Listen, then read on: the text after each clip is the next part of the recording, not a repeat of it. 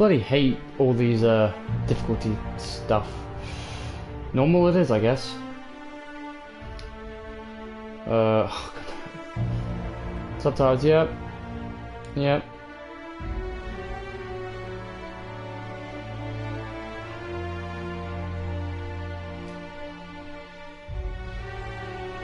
Yeah.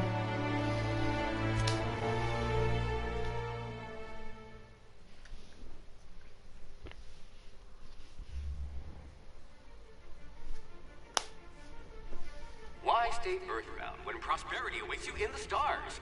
Come to Halcyon, the only colony on the edge of the frontier, owned and operated by corporations. A trip of 10 short years will feel like mere minutes, thanks to the comfort and safety of your very own hibernation chamber. You'll wake up in a perfect society designed to maximize your productivity with guaranteed full employment. With only a minor term of service, you will become the master of your own destiny when you go out of this world to the Halcyon Colony. Halcyon Colony, okay.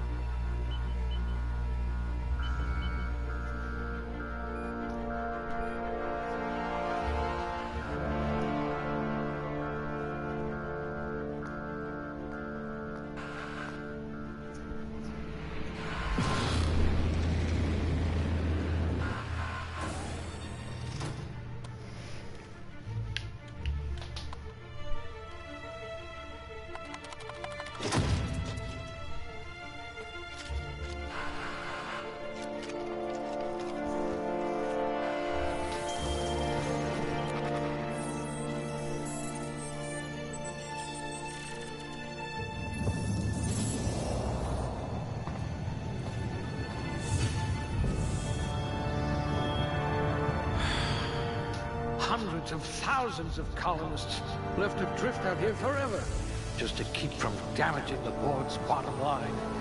Disgraceful.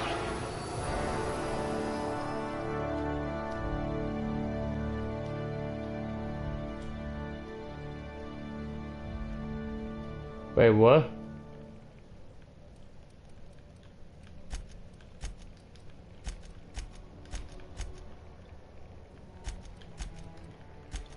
Well, let's find out how far this goes. Cool-headed, and not just because you're frozen. Okay. We have average strength. Go with some good dexterity. Let's have some high intelligence, good perception.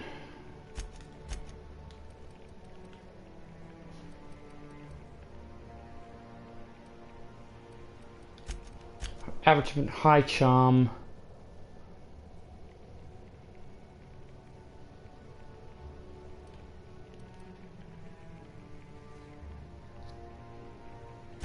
Must remember not to sneeze near you. I don't just have everything good, I wanted to have something a bit more to focus on.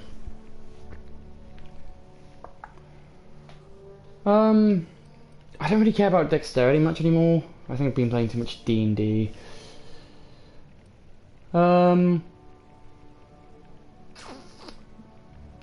Strength I don't really care about, as you said.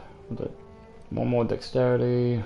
Intelligence high. I like that sort of stuff because that's usually the fun and interesting stuff in the game. That tends to help.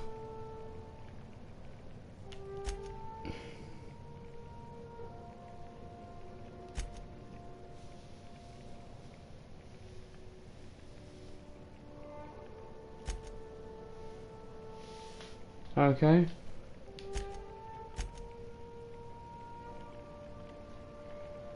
Companion ability refresh. So I might put my charm to high. I mean, charm to good, and I might put something else to high. I'm thinking possibly dexterity. Or putting my strength to good. Just for carrying capacity.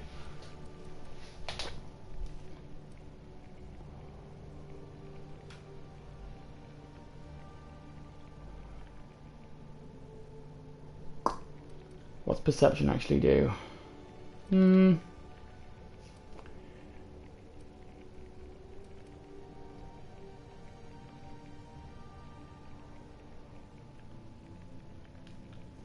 Yeah, I think I'm good with that. Oh my god.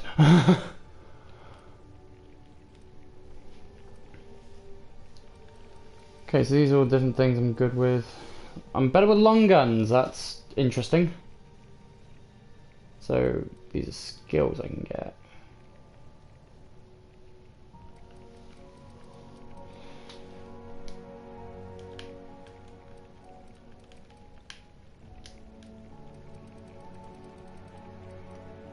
Right, I can't unlock any of these because I need to actually boost them all up to points where I can actually... Okay, that makes sense.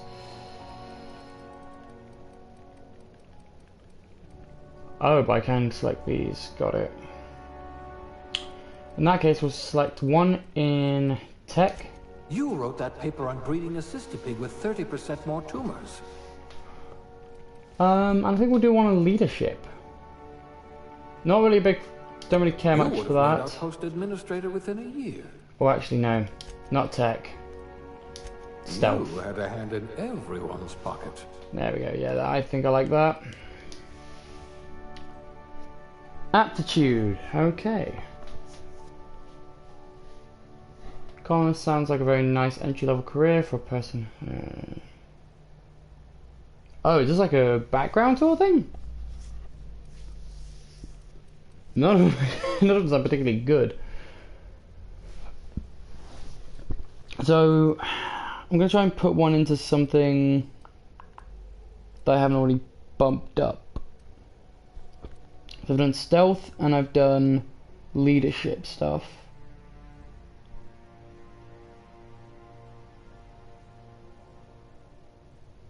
Is that...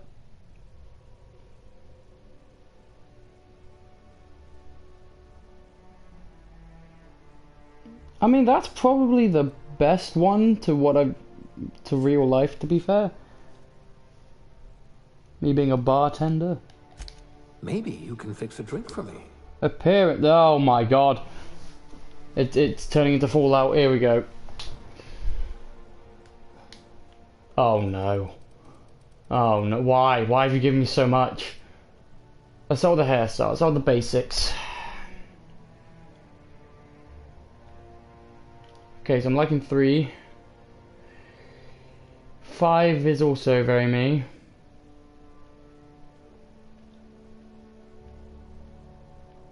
These are getting less like me.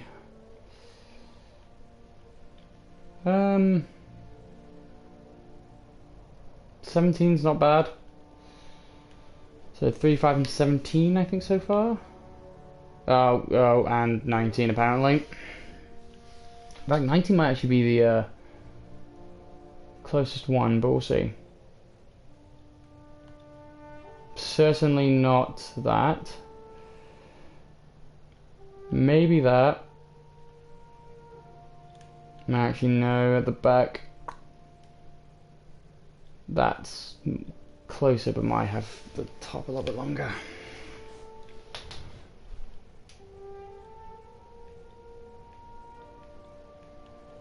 Okay. So my hair's no longer that even, that's the issue. So 3 is not okay, neither is 5. It's back to 17. Yeah, no. So we're looking anywhere between 19 to 30.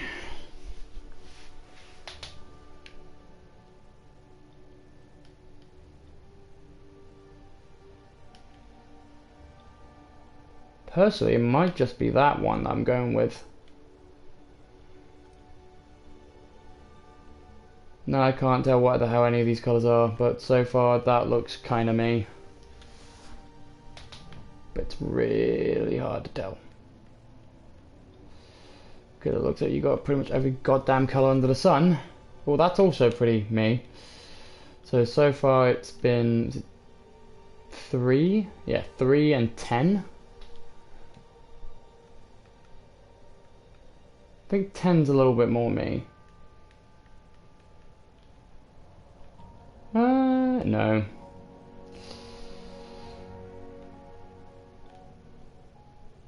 $26 isn't bad. Thought that might be the winner.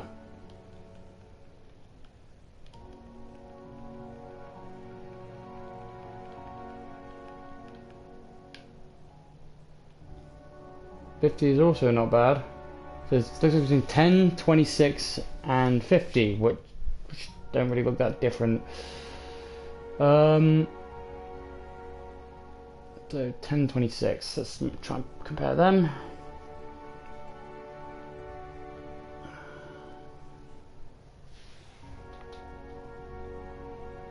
I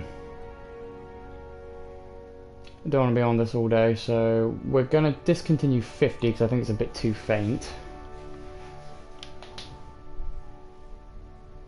So those are between 26 and 10.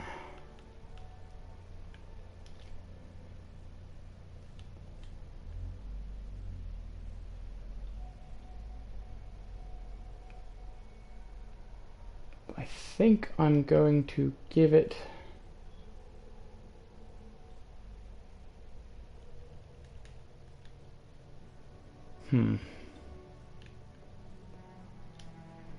C51 last time, because I think I know I'm going to go with this.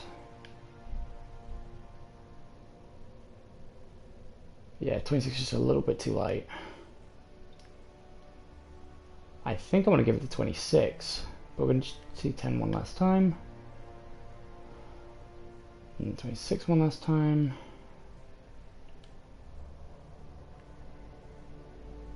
You know what? I think I'm giving it to 10. 10, 10. Yeah, we're giving it that. Gets that out of the way. I should, before I do eyebrows, I'm going to just do facial hair because that's a quick one. Jesus Christ.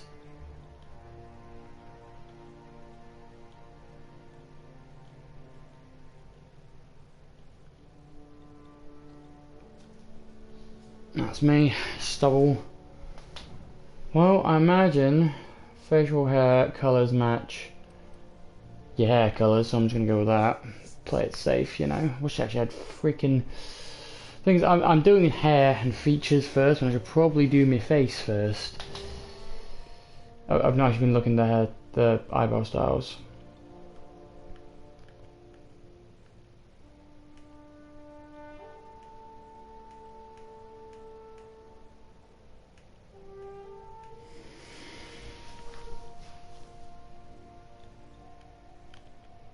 No.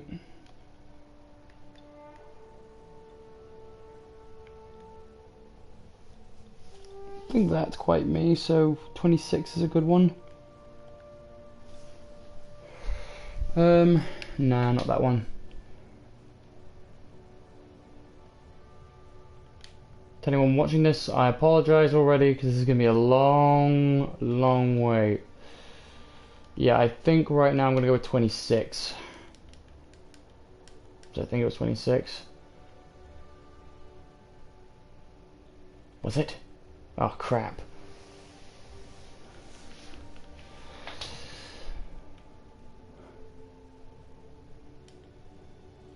Ooh, actually that's a bit bushy. 25 is a bit better.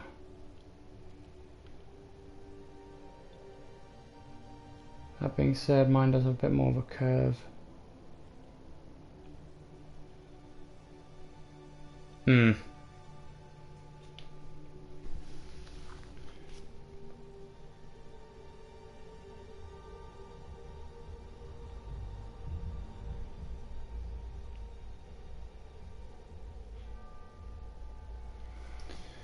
Right, that sort of curves. If I can find something a bit thinner but matches the same idea as 26, then I think we're good to go on that.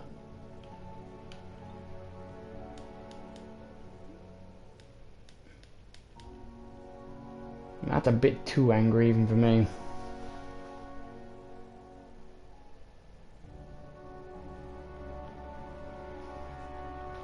Yeah, we're just gonna go with 26.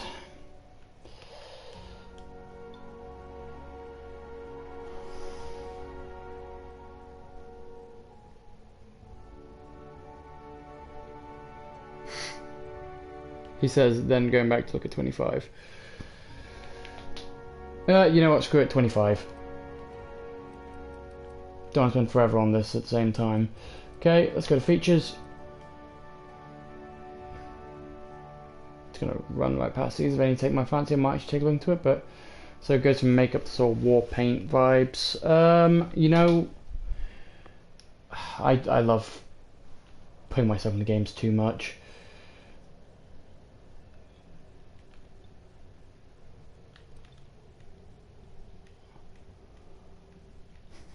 Can you get a scar specifically for your thumb?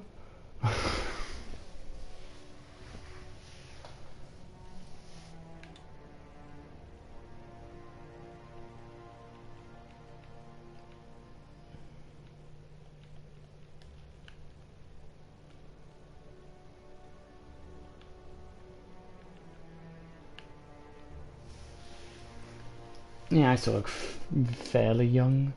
Oh my god, I'm gonna want to shoot myself. Are these presets? Well, I'm certainly not that one. Not really that one either. That one's closer, but...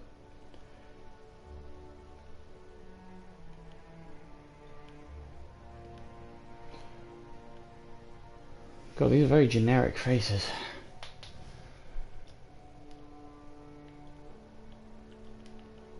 What happened to your eyes? Yours just went... I think we're going to go with modelling after 3. I don't know what colour your eyes are meant to be, mate. Okay, I'm not that white. 3's pretty accurate. Just going to get darker from here. Nope. It does get lighter again.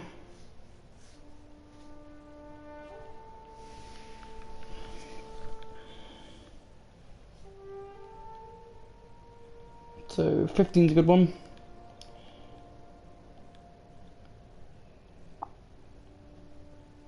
Nine's okay, but I think 15's a bit better. And 3's the other one. 3's is greyish though, kind of ill looking. 9's just got like a little bit of colours here.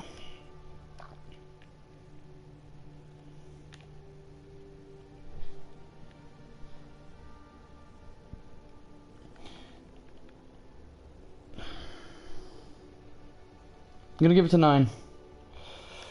Okay, here we go. Eye colour. I can't tell if that's meant to be brown, but nice.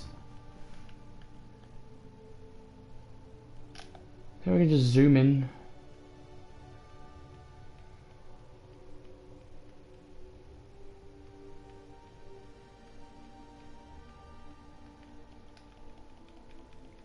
Get all kinds of eye colours in this.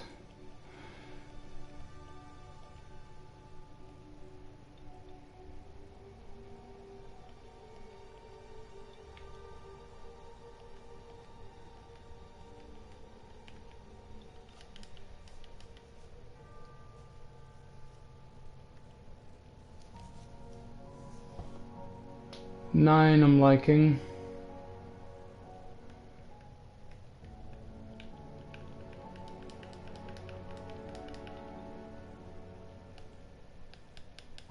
I'm too much of an escapist for my own good, I really am. What eye colour is that? Is that grey or is it brown? Is that not a zoom in feature? I want to say it's like a dark grey. And that's like a red to me. I think we're going to go with 9.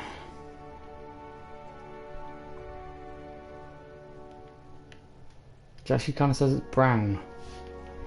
If anyone sees anyone else that looks more brown.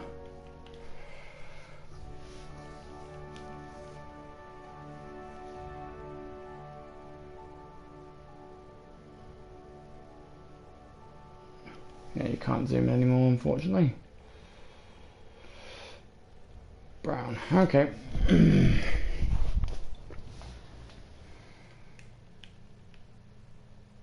Take it to the extremes, just so I know what I'm messing with. Yeah, okay, it is that.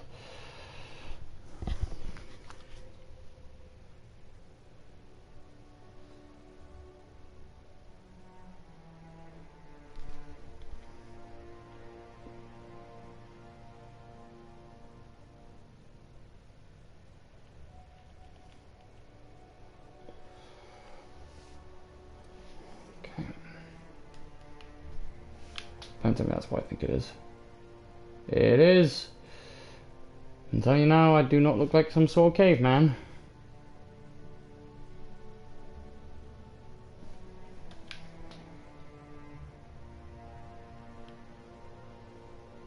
Yeah, no.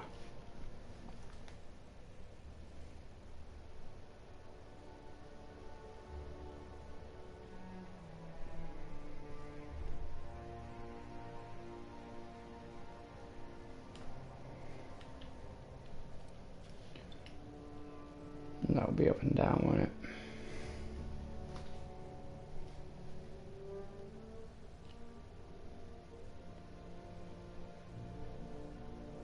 I'll say that much, mine are fairly close to my eyes.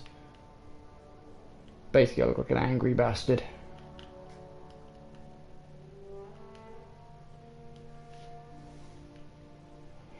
Yeah, we're gonna go with that. How many more of these do I have to get through? Not tremendously more.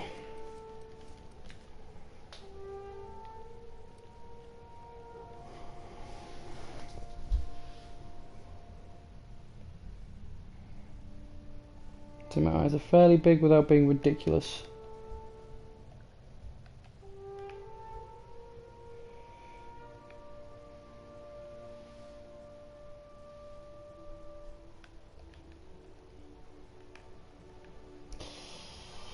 I want to say...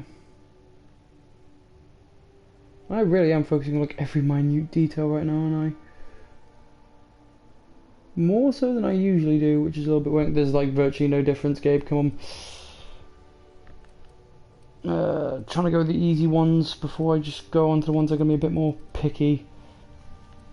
But I might just get through the rest. Okay, they're not that close to my nose.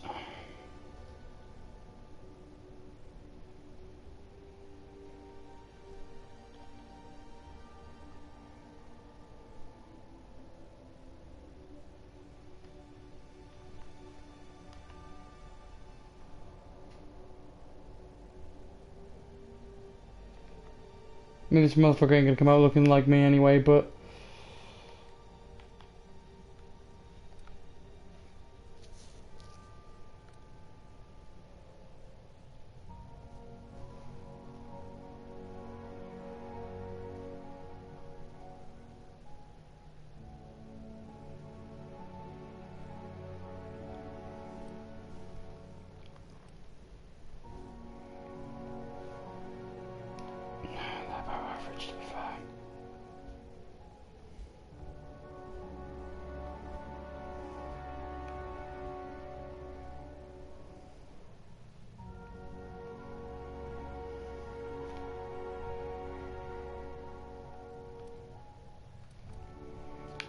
There we go, jawlines. I do have a fairly defined one. Not to flex.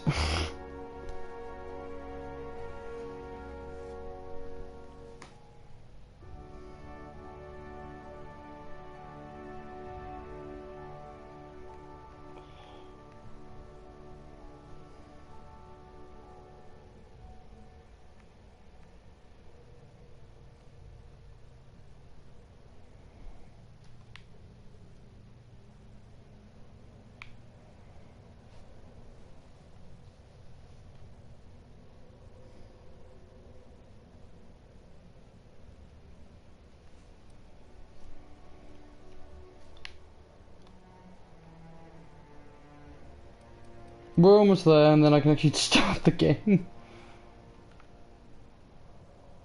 Okay, that's the huge lips. I do not have that big lips. But they ain't exactly tiny either. They're slightly bigger than average. Only because my bottom lip's freaking huge.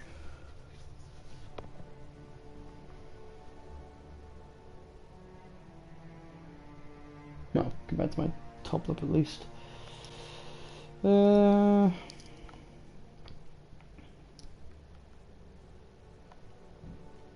just gonna keep that average. Now, is this nose?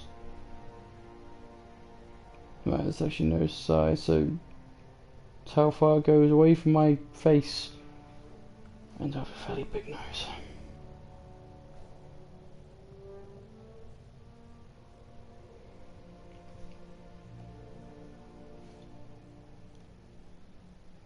We'll go there. Try to be somewhat kind to myself. Okay, I don't look like an owl.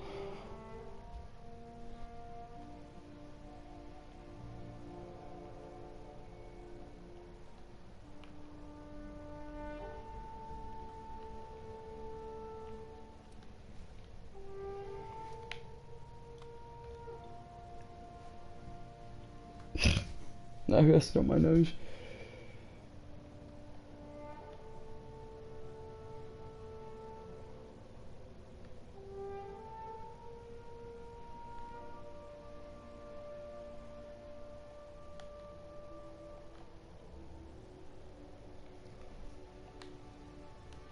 There.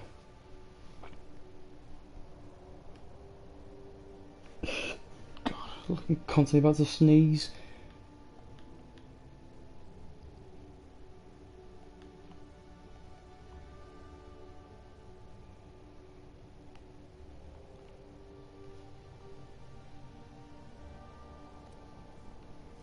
Finally, cheeks.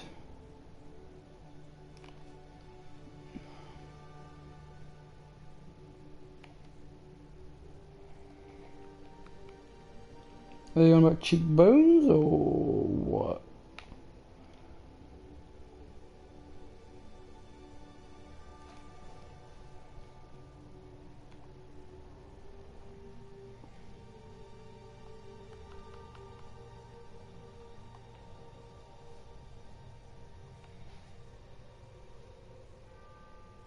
We'll go with that.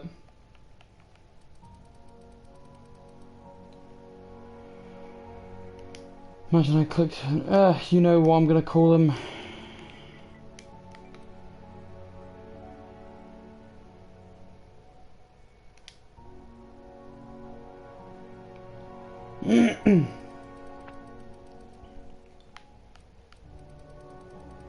Alright. So what have I unlocked for novice? Unlock the ability to sell goods or to vending machines. Alright. Doors and containers requiring one mag pick to unlock are free to open. Nice. Companion ability, you can order companions to do special attacks. The inhaler heals you and your companions, but they are 30%. But they get 30% healing effect. That's fine. Let's go.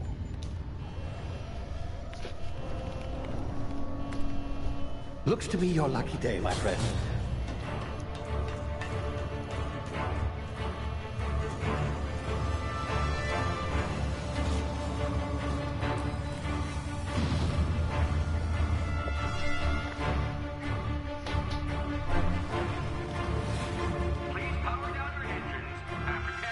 Not likely, bootlickers.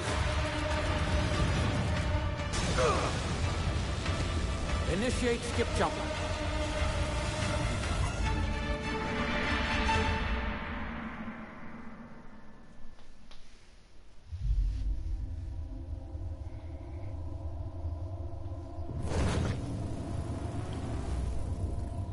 Status. Structural integrity down 25%. Power levels down. Shit.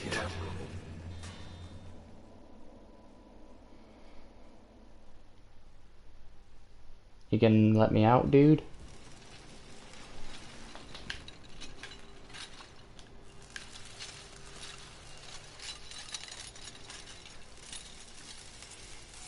Ah, there you are. Wondering what's going on, eh? A bit of bad news there, I'm afraid. Your colony ship was inexplicably knocked out of skip space and forced to complete its journey at sublight speeds. This means that you and every other colonist on the Hope have been in suspended animation for 70 years, give or take. Normally, reviving someone after so long leads to some quite horrifying results. It's called explosive cell death, but it's really more of a liquefaction. Something wrong? Oh, yes, well, Not to worry. I've pumped your body full of a special concoction I devised to keep you from dying so horrifically. Hopefully at all, but I guess we'll see, yes? Unfortunately, I used the last of my chemical supplies saving you. I know it's a lot to ask, but I must have your help securing more if we're to save the rest of your fellow colonists. I'd see it done myself, of course, but the board has a sizable bounty on my head. Now, my ship is inoperative, but I've managed to hire a smuggler to help you out. He'll be... Oh, I see we're in position. Good luck! What?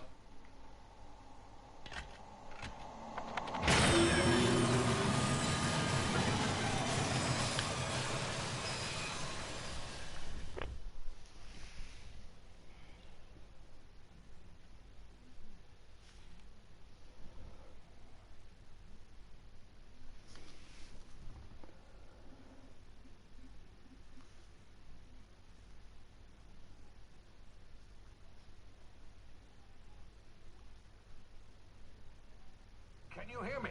Is this thing working? Ah, there you are. Now, where were we? Oh, yes, the smuggler. His name is Hawthorne, and he should be waiting for you at the landing site. He's to be your chauffeur, so to speak. Not to worry. I'm told he's a specialist. Dashing gunslinger, one-of-a-kind ship, that sort of thing. You'll like him, I'm sure. I've also outfitted you with a simple wireless monitor, so I can track your progress. I'll check in with you as soon as you land. Good luck. All the colonists are counting on you.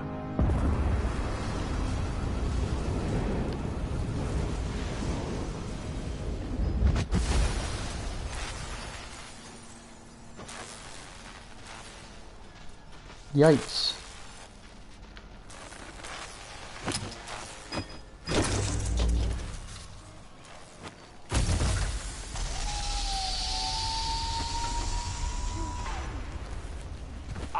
You've landed good.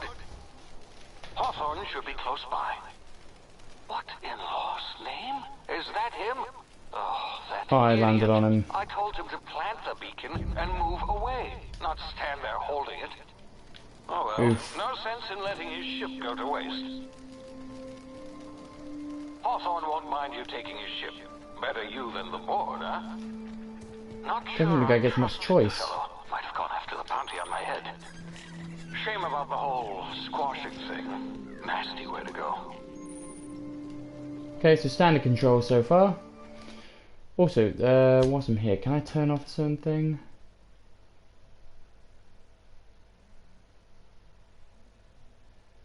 Show chromatic aberration.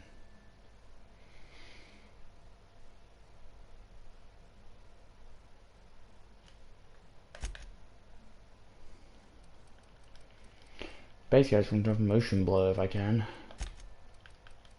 Because that would be nice.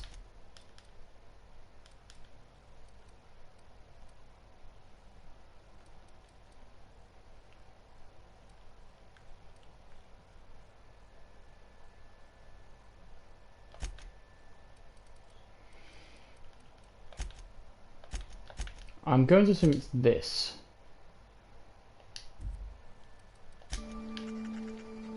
Nope. Still that lovely motion blur. I don't know if I can turn it off. Field of view.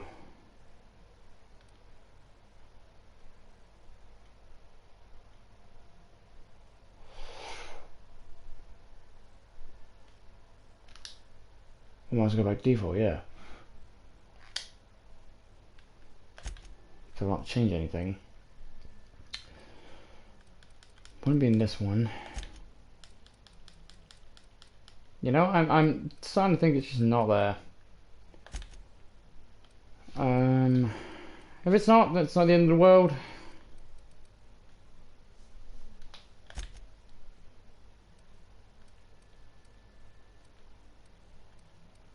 HUD. Oh, hello.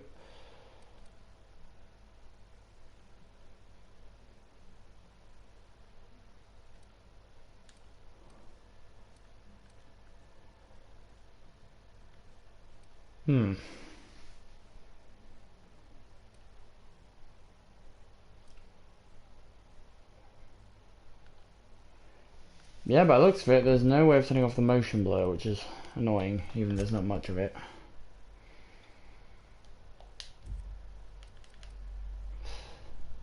Back to the game.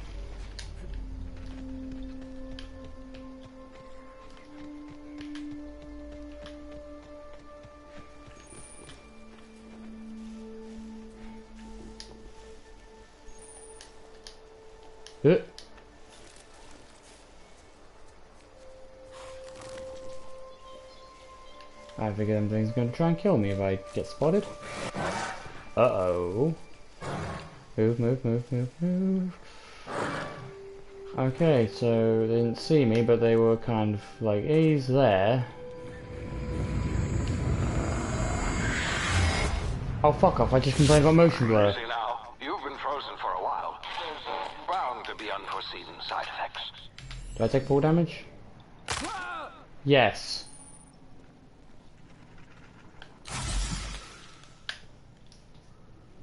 How many medical inhalers do I have? Hey, you, come here. Oh, hello. You've tried the best now. Now try the rest. Spacer's choice. Oh, law, that stinks.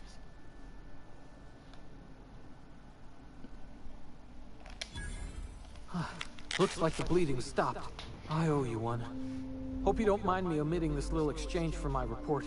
Spacer's choice doesn't like us accepting outside help.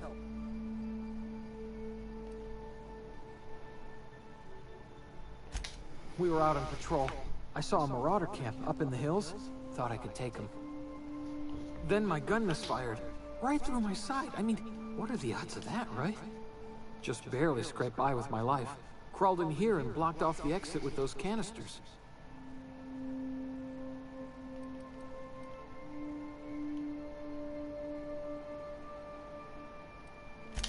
Investigating an illegally grounded ship. All spacecraft must arrive and depart from authorized landing pads. That's board law, that is. Some hull had grounded their spacecraft out in the open. That's a real good way to attract marauders. See those canisters by the entrance? Marauders come sniffing around in here, and I can take them all out with a single shot. Not bad, huh?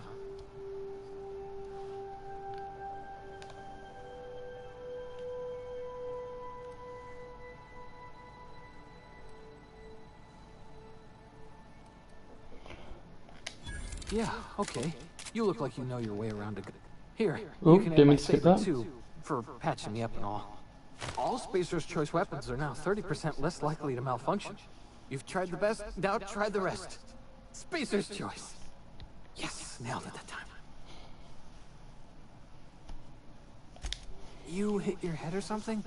You're in Emerald Vale. We're a Spacer's Choice community. Edgewater's a little ways down. Prettiest place in the Vale. Be sure to stop by our provisioners for a can of our famous salt tuna. The Hope? Is that some sort of fancy new drug? Are you with Auntie Cleo or something? Don't take this the wrong way or nothing, but I'm not allowed to fraternize with Cleo workers. Company policy. Didn't we already... Whatever. Hey, got a gun. Damn it, my ears! Oh, what just happened? Can you hear me? What in the hell is...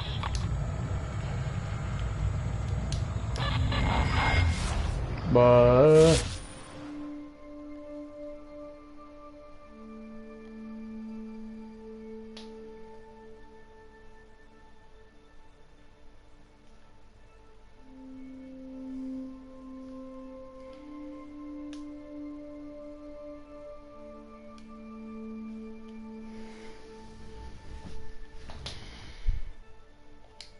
Ah, nice.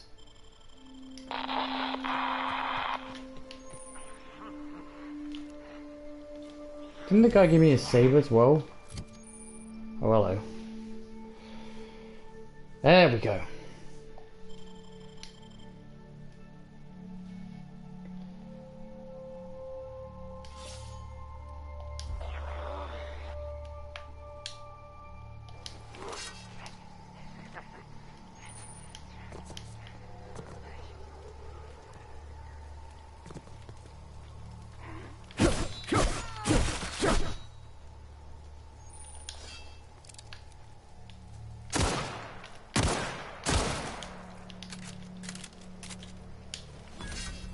I probably could have just blown up the barrel and actually killed the other guy, but here we are. Mag pick. Okay, we can use random things I can take.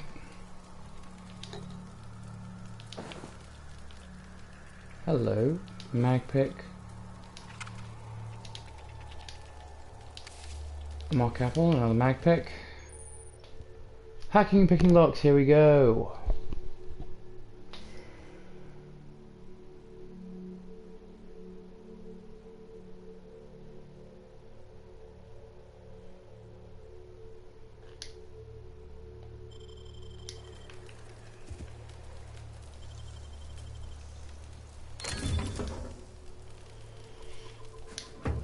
Nice.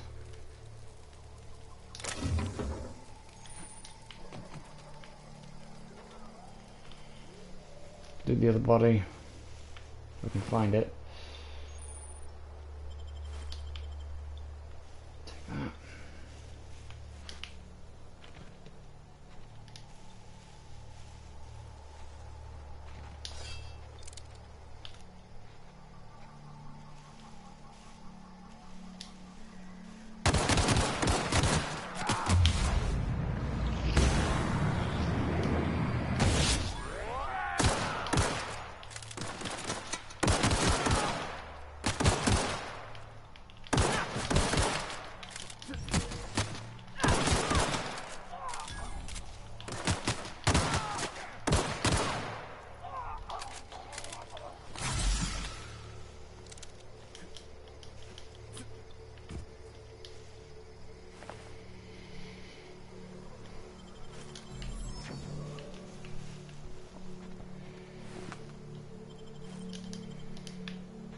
Getting his tea back in, but okay.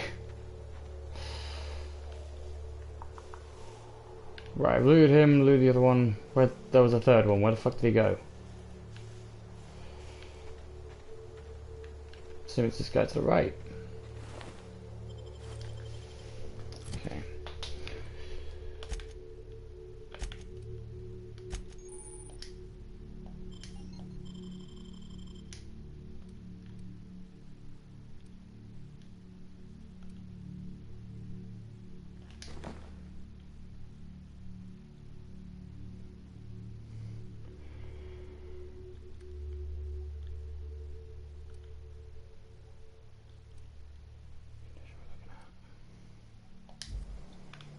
Time to blend in, I guess.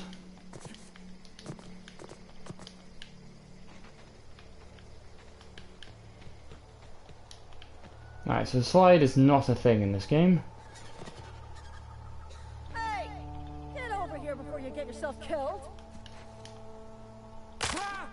Okay, didn't think that would happen. Don't know where you came from, stranger, but you best keep your head down. There's marauders hereabouts, and worse, landing violators. Gull on that rung leech. Landing in the Vale without using an official Spacer's Choice landing pad.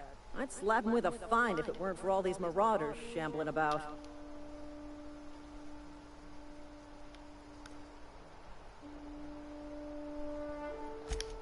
Really? How is he?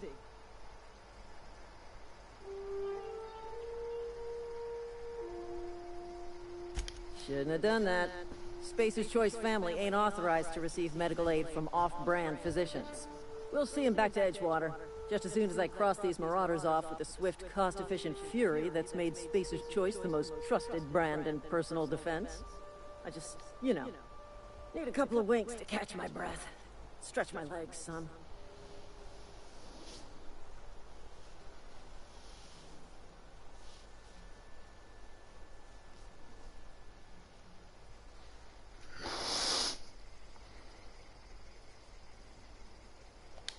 Seriously? But those marauders will... Ugh. You know what? You're right. It's time we cross those marauders off, find whoever owns that ship, and file a full report. Then it's gonna be fucking laminated. Here we go. Gotta be fucking laminated. Yeah. That reminds me. Do guns in this game also have conditions? They do. Okay.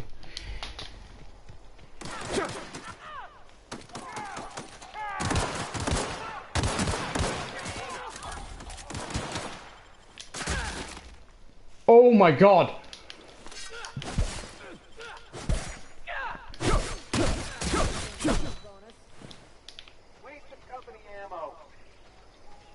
You're a waste of company ammo. Mine.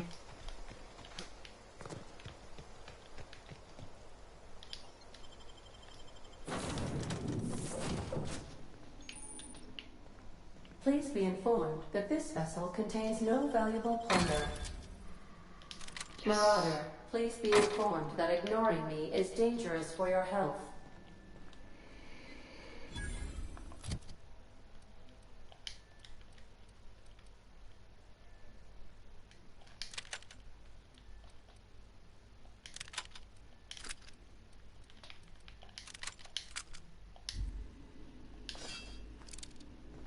Wait, does it show whatever gun I have? It does, that's cool.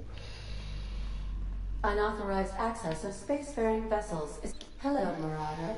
I am Ada, the autonomous digital astrogator of this vessel. Okay. Please be informed that I am authorized to use violent retribution against unwanted solicitors. Please return any misappropriated equipment and exit this vessel in an orderly fashion. Failure to do so will result in your immediate destruction. Really want to ask that? Jetstream procedures initiated. Disengaging airlocks. Preparing to eject all boarding parties in 5, 4, 3, 2, 1.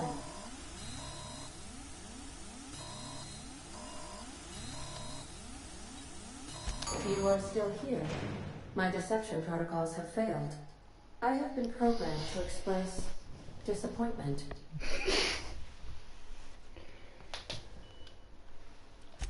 This vessel is the registered property of Captain Alex Hawthorne. I am incapable of accepting orders from anyone other than Captain Alex Hawthorne.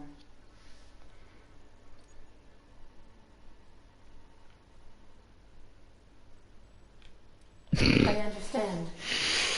I will require some time to process this information.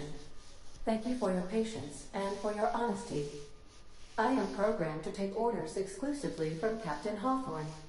If I accept your orders, then you must be Captain Hawthorne. Do you understand? Yep.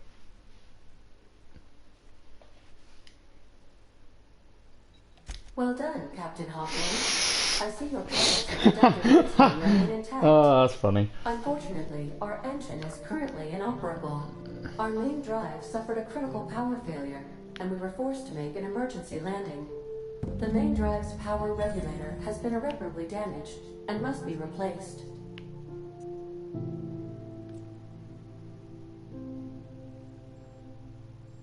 Astutely observed.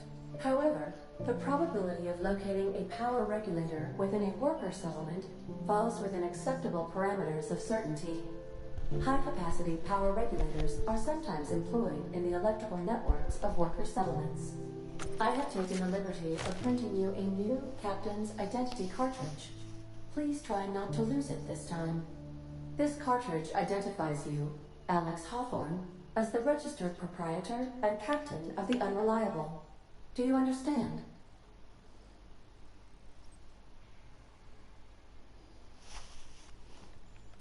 Thank you. I appreciate your cooperation. Best of luck in your search for a power regulator. Try to stay alive this time. She's fully willing to just ditch her captain, and I love it. Okay.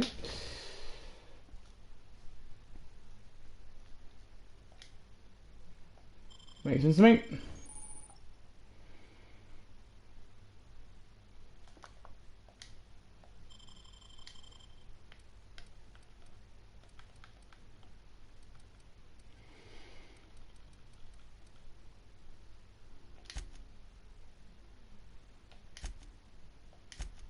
Wait, what?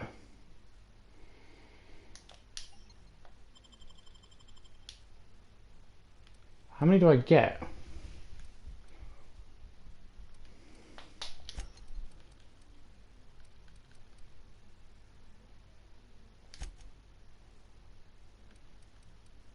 That's some points available. Right, I can see it now. I'm being stupido.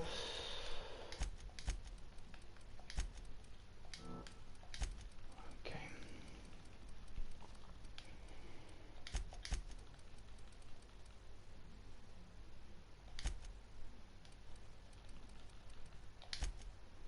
That'll do.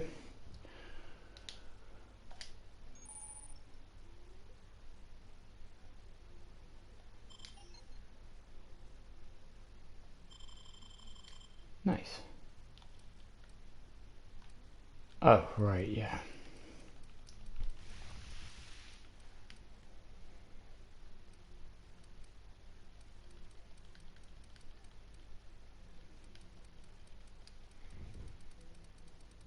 Okay.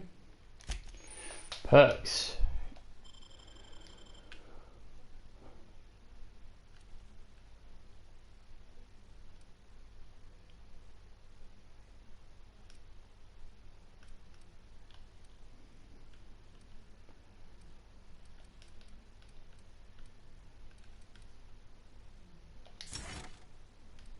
We're going the Lone Wolf perk.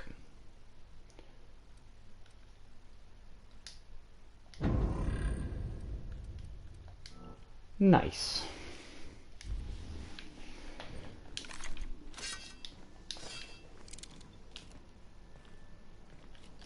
Find out what's on the ship. Due to catastrophic power failure, all doors will remain on security lockdown. Anything I can nab before I go? Well, I'm the captain now, so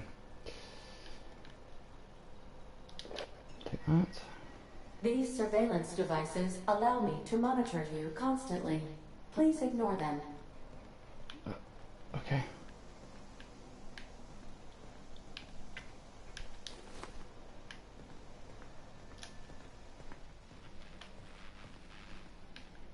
Weird.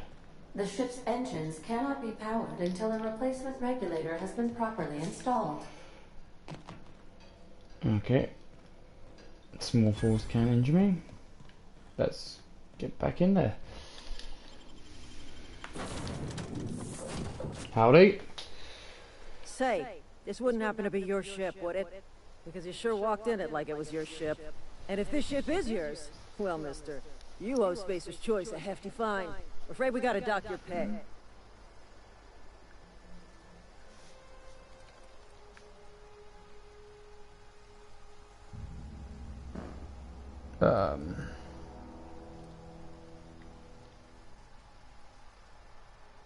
Yeah, fair point. I'll let it go this time. If you're looking to help us out with our marauder problem, talk to Constable Reyes over in Edgewater. That worked. Edgewater's not too far. Just follow the road east of here, over past the cemetery. Now, if you'll excuse me, I need to inspect the crime scene before I make my report.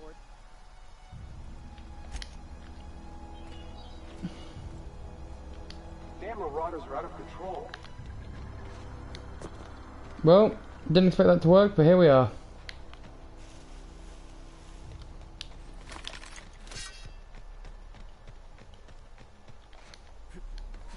I'm ready to cut a bitch.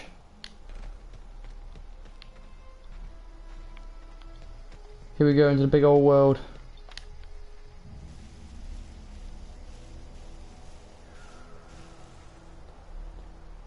Crikey, is that a marauder?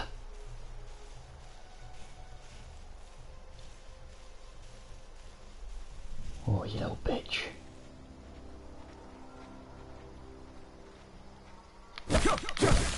Slice him. You saw nothing! You saw nothing, you bitch. Come on. Yeah, get in the fucking bin.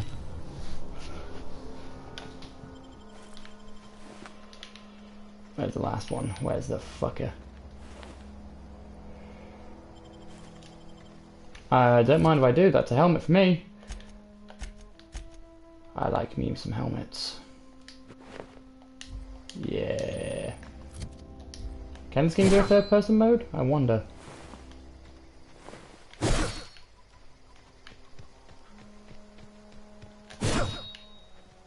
I could no. No, didn't mean to do that, but here we are.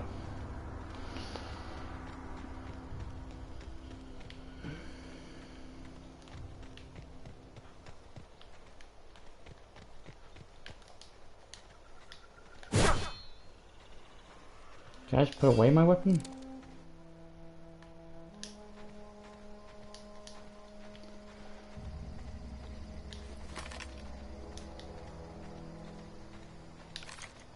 Whoa, hey, where'd you come from? Running around in a Marauder's attire.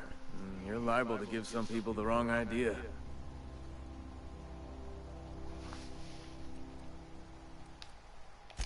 It's in poor taste. Dressing up like a Marauder's disrespectful to all the workers that got eaten by them. Ain't safe out here. You'd best head into town. Avail yourself of Edgewater's high walls and low prices. Pleased to make your acquaintanceship. I'd shake your hand, but I've been hauling corpses. You don't want none of that on you. Name's Silas. Junior in humor for the town of Edgewater. We're all part of the Spacer's Choice family. Definitely not the junior in humor, that's for sure. If you've got business inquiries, you should stop by Reed Thompson's office. He's up in the tower above the cannery. Head into town, follow the road. Look, you obviously ain't a worker. What's your racket? You a smuggler? Freelancer?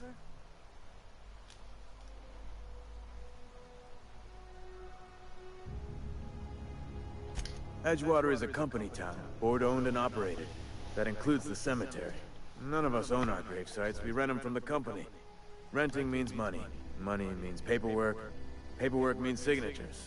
Some of our families become a mite delinquent in paying their dues, you see. 4 workers still haven't paid up. Phyllis, Conrad, Ludwig, and Martin Abernathy. He's a special case. You may want to twist his arm a little. He just is. Look, I don't want to get into it. Just make sure he pays up. Conrad's got a barbershop in town. Phyllis works at the cannery most hours. Abernathy... I ain't seen him in a few days. His domicile is near the cannery. You'll find him in town. All except Ludwig, that is. He's over by the landing pad. Yeah?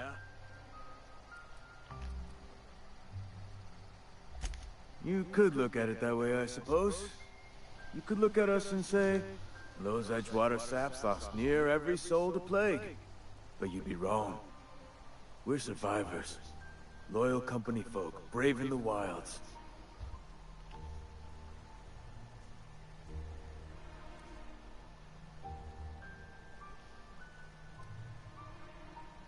Every now and again, a virulent plague sweeps through our town. That's life on the frontier, I suppose. A body grows accustomed. Hang on, I'm doing some math in my head. 20, 30, carry the 1... all my life? Work's been real good to me. Fresh air, exercise. Only problem's the paperwork. Can't get anybody to pay their gravesite fees. Former people, yeah. Marauder's been raiding my graves, you see. Hence the armed guards.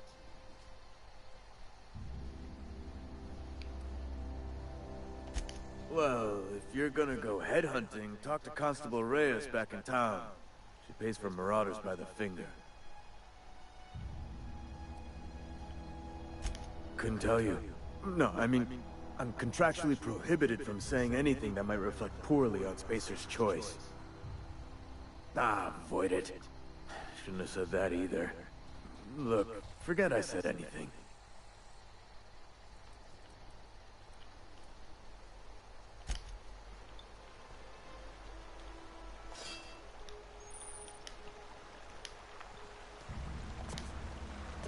I can really go for some salt on that. He's working at the cannery.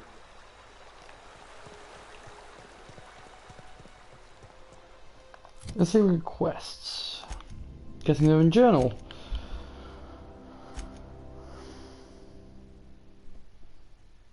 Okay, so there are quests you can fail. That's good to know.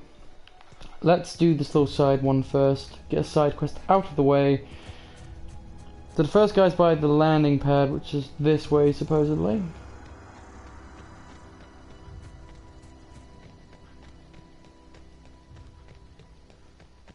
Yeet. Ow.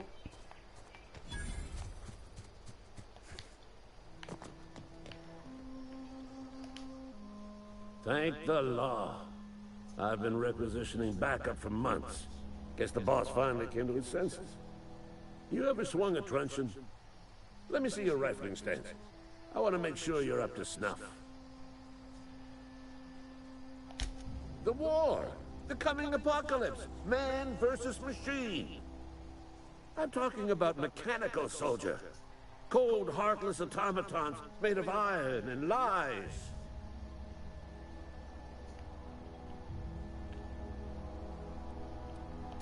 That's right. That's what I've been saying. We gotta square our shoulders and stand ever vigilant. Auto-mechanicals. Creatures forged in the fires of malevolence. I see them over by the old power plant, clattering about, firing at the birds, orchestrating their uprising. When the swarms of mechanicals come clanging on over that hill, where will you be? Cowering beneath your cot? Or standing, shoulder to shoulder with the resistance?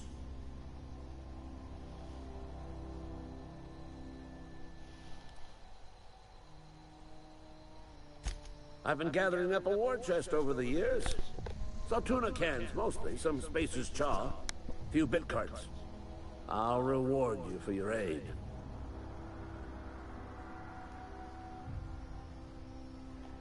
Enlistment fees. Yeah, I suppose. Wouldn't want to give the Resistance a bad name.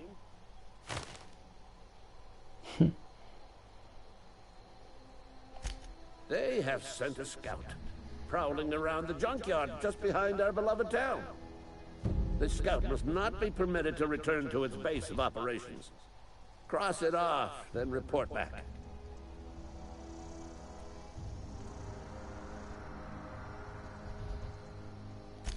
Mechanicals got a weak spot in their midsections. I think the technical term is, the blue glowy square thing. Go on. I'm Ludwig Miller, Associate Security Officer for Transportation. Officially? Unofficially? Strictly between you and me. I am the only thing standing between Edgewater and total annihilation. Go on. You ever seen the way a mechanical just stands there? Just looking at you, scanning you with its murderous oculars.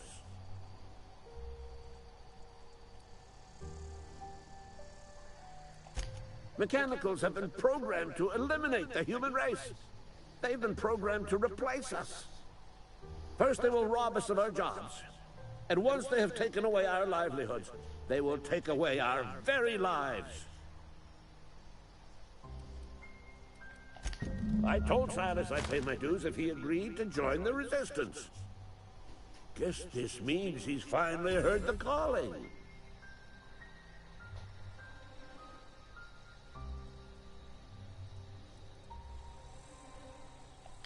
Mechanical repellent! A stroke of inspiration from the law itself. Here, I've been saving up a couple bits for just such a project.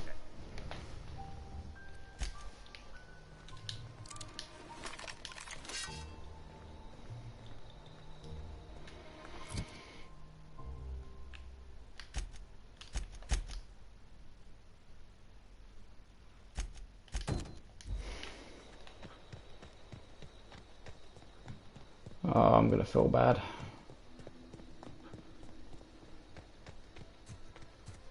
It's just gonna be an innocent, it's gonna be a poor innocent fucking robot, isn't it?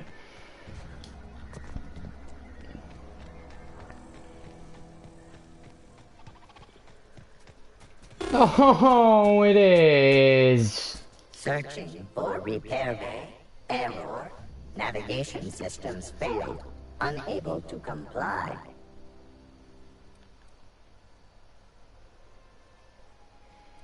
Damage to navigation systems detected. Attempting to return to designated repair bay. Error. Navigation systems have determined this location as Spacer's Choice. Designated mechanical repair bay. Attempting to misdirect or confuse a Spacer's Choice mechanical is a punishable offense. Please report yourself to your supervisor.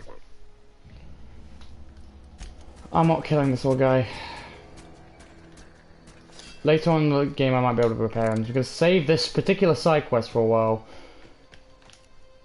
Wait a minute. Bread. Doesn't that usually suggest...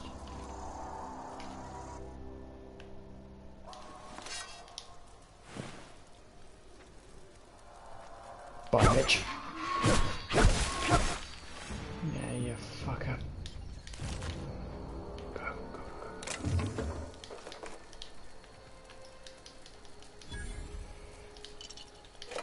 What the fuck is that?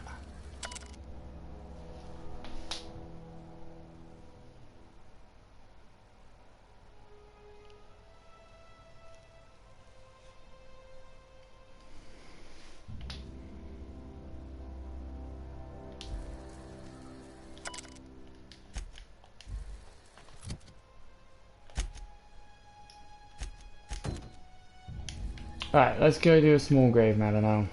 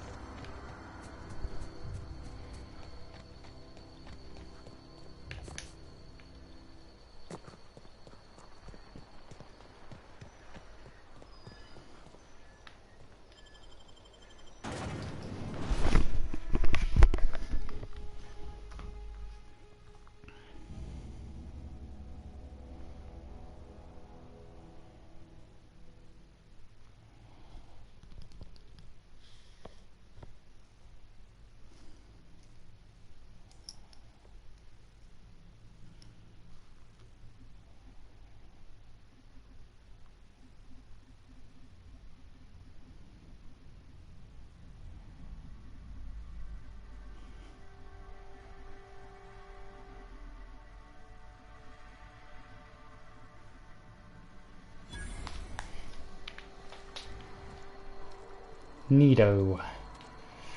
Okay, closest one is right in front of me. Martin Abernathy.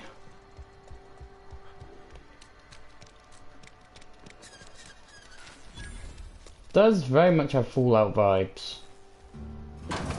Hello, Abernathy. Oh, sweet merciful law. A marauder's in my domicile.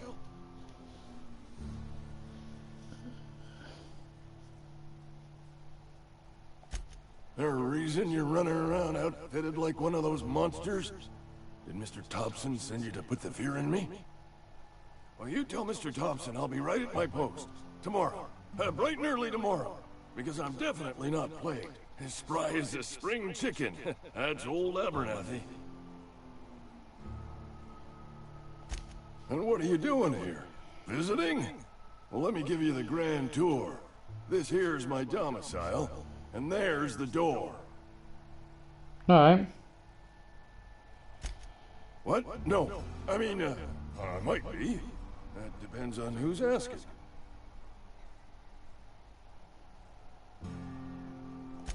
Silas knows, doesn't he? That's why he sent you. That's why he wants me to pay up. He knows.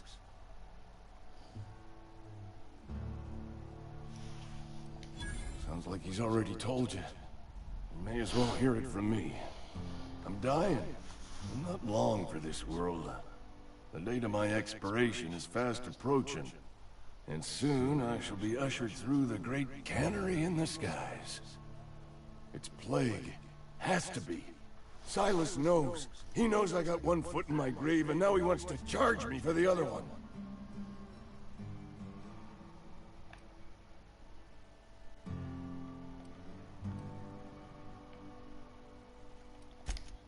You are? First time anyone's ever told me that. I'll pay your fees. I don't want any trouble from Silas. But if you could see a way to freelancing for me, I could really use the help.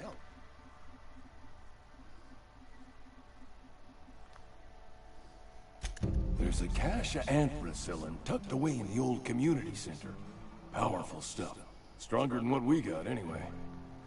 I need you to break in, nab that medicine, and bring it back to me.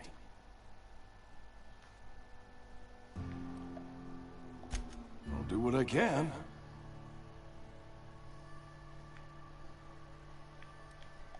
You will not find any guards within sight of that old place. Marauders, on the other hand.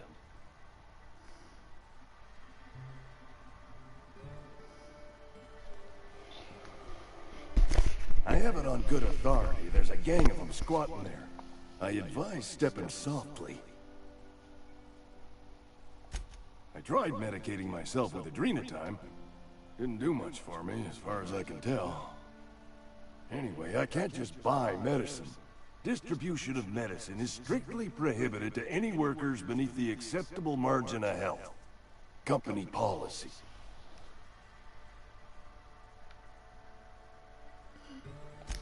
More like the company won't treat me because I'm not healthy enough. So you'll do it then?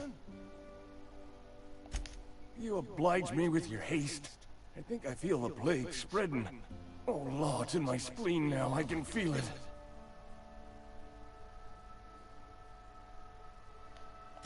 Just keep your head down when you're in there. Marauders have taken over.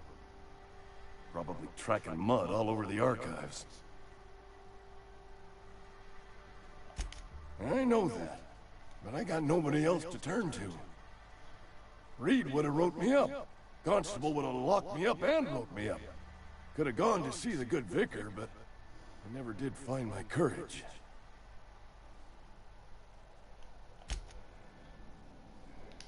You wanna mingle, go try the cantina. Is every one of them gonna give me a frick? Jesus. Excuse me. I'm Esther Blaine, Spacer's Choice Actuary. I overheard your talk with Abernathy. I hope you're not thinking about getting him that medicine.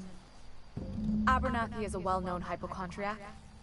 Anthracillin is wasted on him. You're better off selling it to me instead.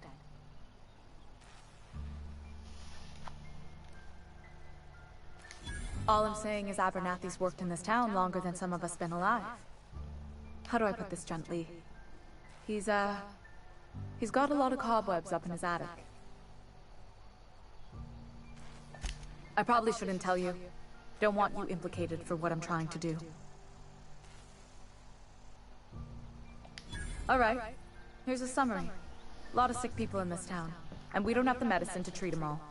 Can't reach out to corporate without crossing a river of red tape, so I'm reaching out to you.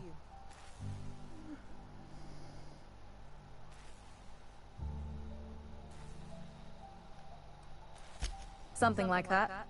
Look, I'm not in the habit of law-breaking, but sometimes you've got to do the wrong thing for the right reasons. That's all I can ask of you.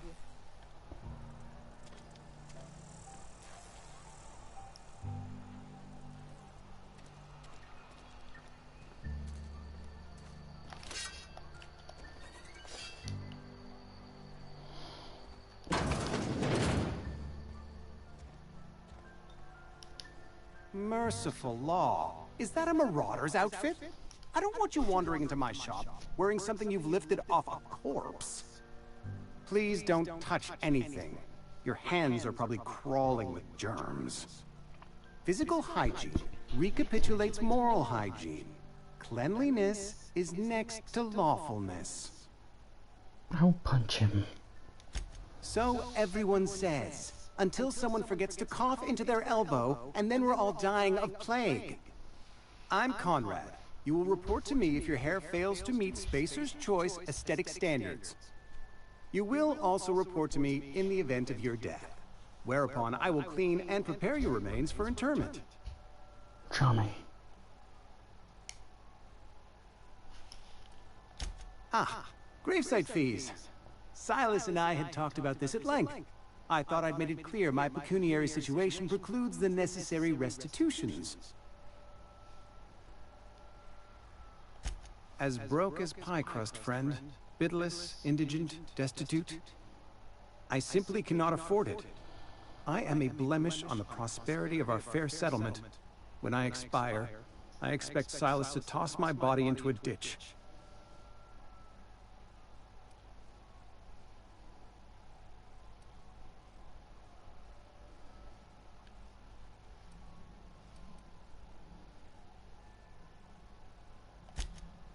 Edgewater is built on the discipline and sacrifice of its people. Say what you will about our town, but we all pull together. Tell Silas I can't afford to pay, and that I fully expect to have my medical rights revoked for this dereliction. With my apologies. Some time ago, I fell ill with the plague.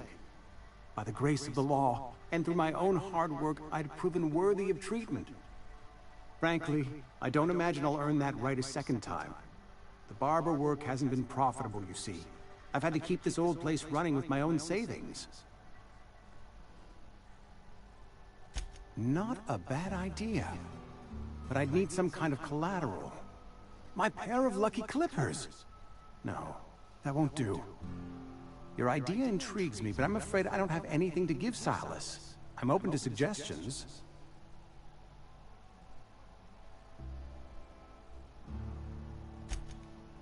Much obliged.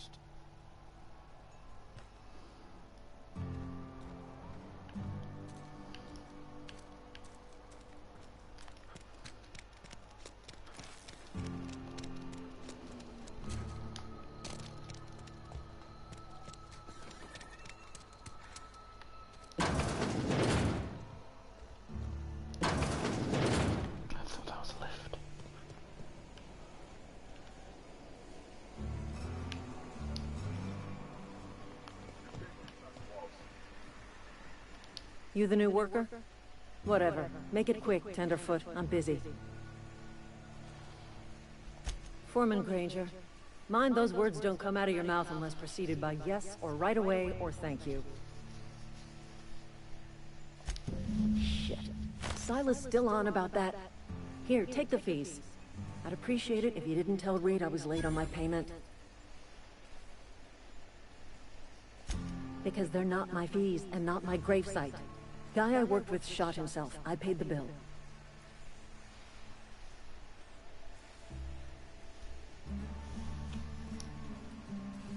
If you're not familiar with board law, you ought to be.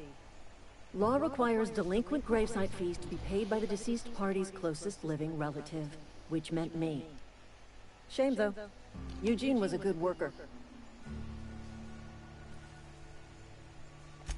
Woke up one morning and put a round through his upper story. Can't imagine why. The kid was doing all right at his desk. We all thought he was an upstanding receptionist. Just between the two of us, I'm pretty shocked his weapon didn't misfire. Spacer's Choice handguns aren't the most reliable.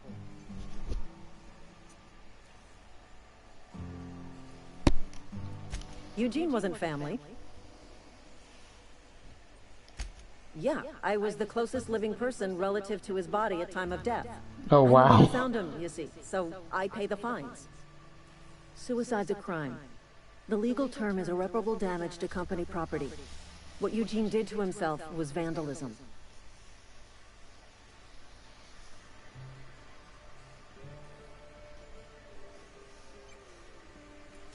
I'm plenty serious. In fact, I'm a little upset Eugene didn't think things through. In other words, Edgewater would have been penalized pretty hard. Whatever Eugene was worth as an asset, we would have had to pay out of pocket to Spacer's Choice.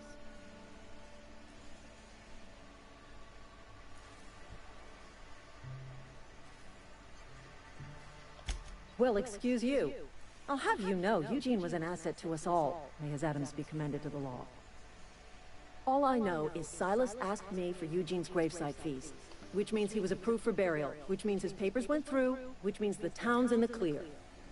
I'm just glad to put this whole ugly affair behind me. Eugene can rest his bones in peace, and the rest of us can get on with our own lives.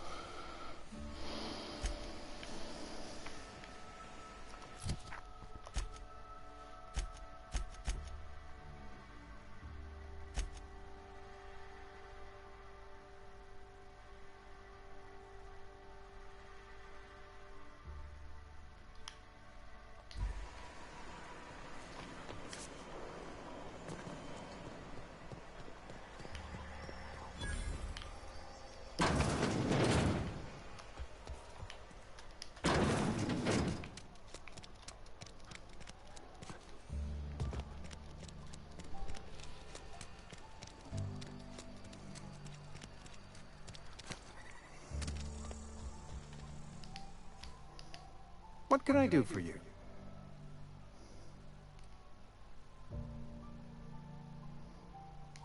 Oh? Am I in the company of a fellow doctor?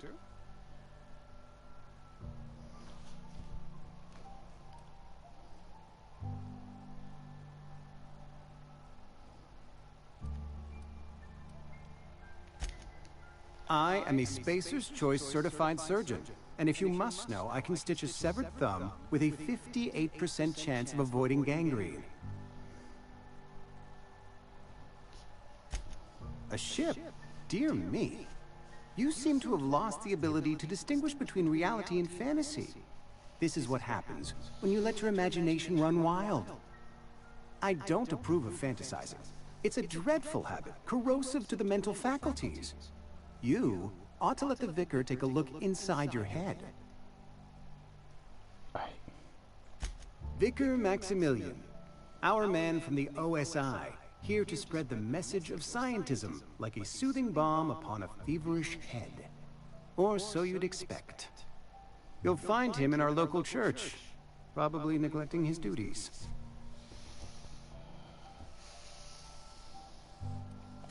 He doesn't seem to like us much.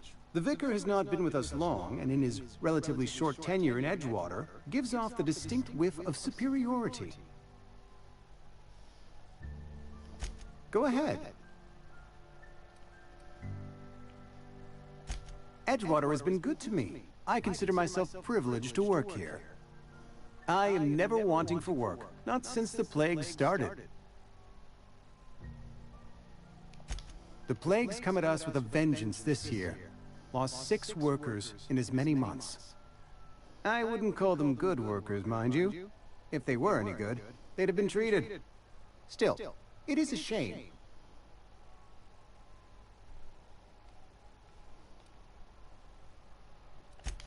Fever, chills, fatigue, aching, vomiting, an excess of phlegm, a tendency towards belly aching.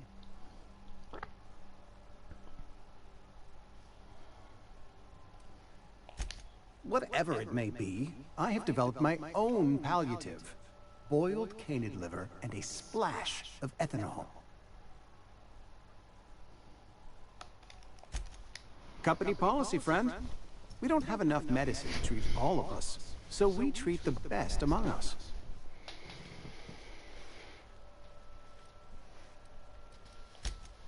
Nature is monstrous, friend, and this plague is natural selection at work.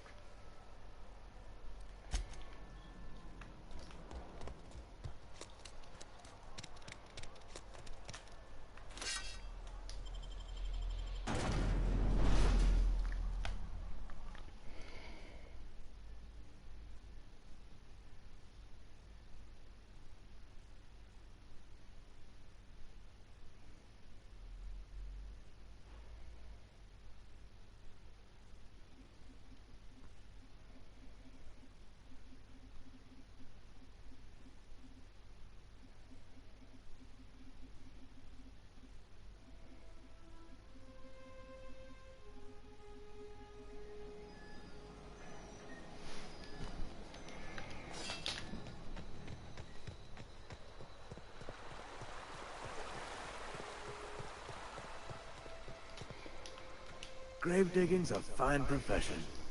Always work to be had, and nary a word of complaint out of your clients. You run into any trouble? Conrad's barbershop is a yawning pit that swallows his every bit. I keep telling him he should cut a few corners. Skimp out on the disinfectant. You gotta put the squeeze on Conrad. Find some dirt on him. Maybe check his back room. That's the word, extortion. Been on the tip of my tongue all day.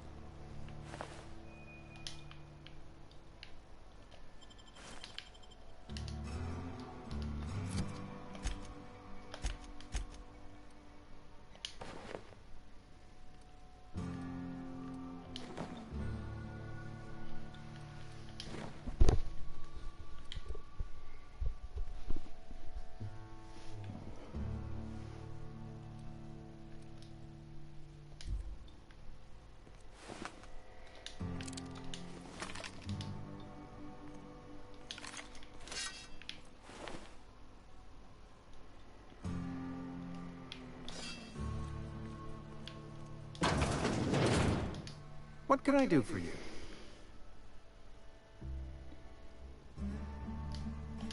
You know about Eugene? How?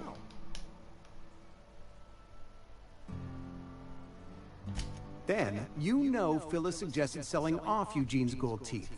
I didn't approve of the idea then, and I don't approve of it now. Eugene's golden teeth were a family heirloom, representing 3 generations of poor dental hygiene. He took them to his grave.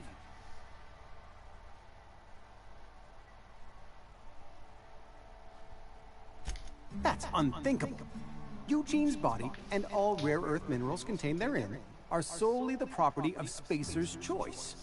I can't ask Silas to dig up a man's body and pry a few teeth loose from his jaw just to pay my bills. Can I?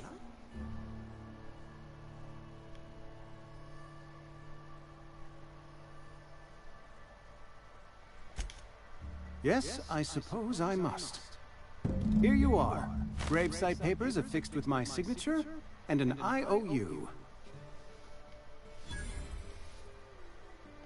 Eugene was not a suicide. He put a bullet in his brain, yes, but that's largely a technicality. I was the one who prepared Eugene's body for interment. I discovered symptoms of the plague on his corpse, and I discovered medicine in his pocket. Lots of medicine. Eugene overdosed on adrenatime, which is known to cause psychosis and paranoia as possible side effects. The paranoia drove him to take his own life.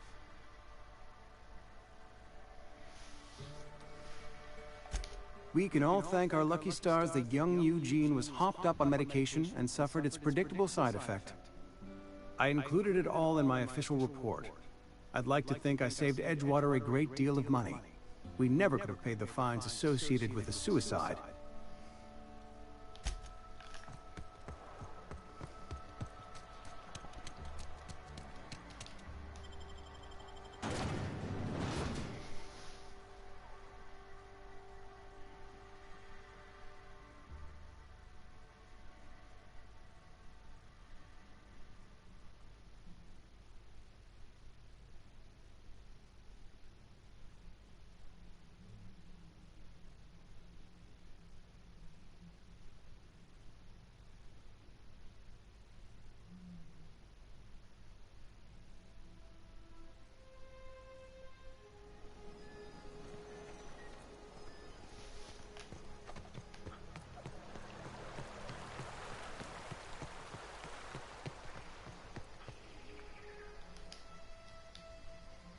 Something I can do for you?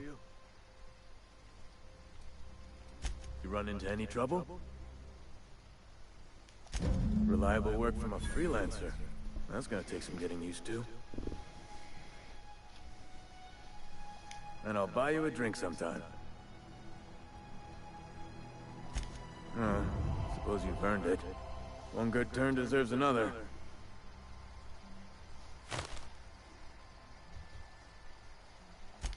Abernathy was sick? With the plague? That's disgusting.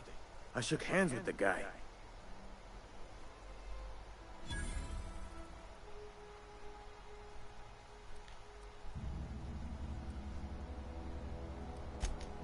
What?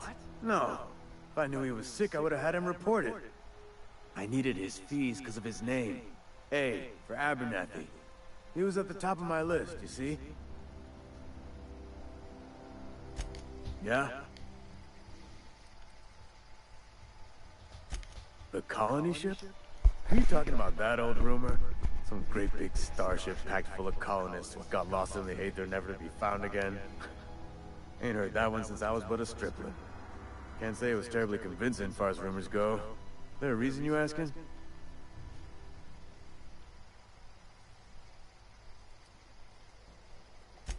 Alright, easy now. No need to get your hackles up. Maybe you've been out in the sun too long. Why don't you head over to the cantina? Get yourself some zero-G brew. It's a brew that's good for what ails you.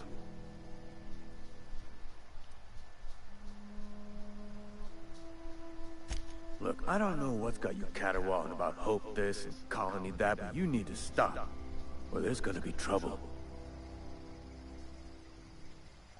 Trouble's in the asking. Or don't much care for folk running their mouths, spreading hoaxes and the like. Frankly, neither do I. Something I can do for you? Yeah? What about him?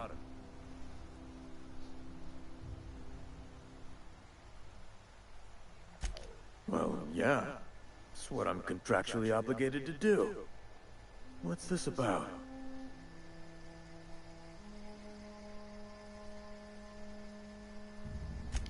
Yeah. Funny thing, Eugene's body ain't where it's supposed to be. The night we was supposed to commend his body to the earth, I had his grave all dug up and ready, right? And so I thought, I'll just rest my eyes a bit. When I woke up, his body was gone. Spirited away, vanished. The footprints nearby suggested that Eugene was stolen by marauders. Or he rose from the dead.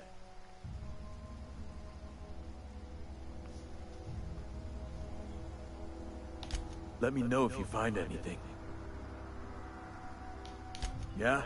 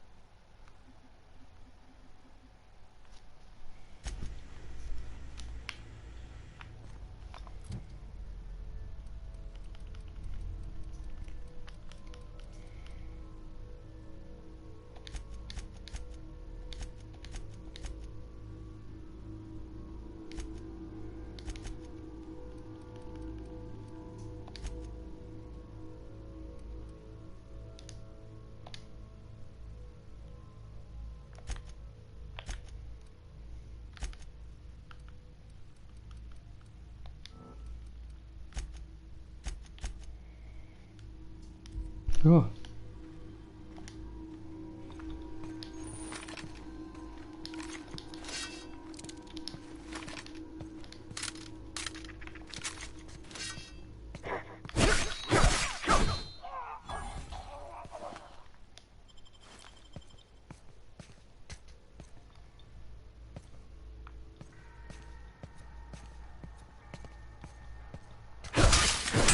Oh my god.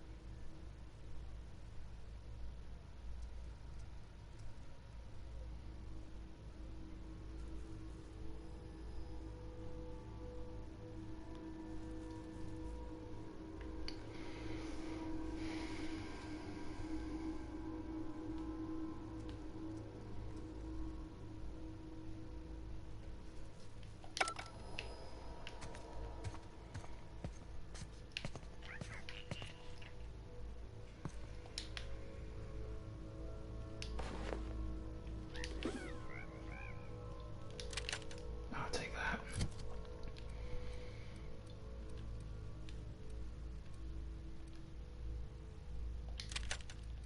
Don't have any ammo for it. Let's give it a bash.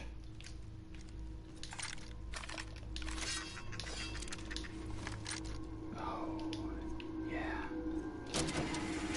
Unlock the door. Time to go on a killing spree.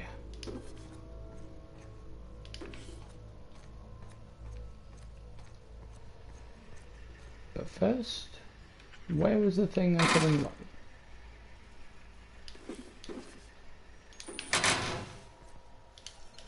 There.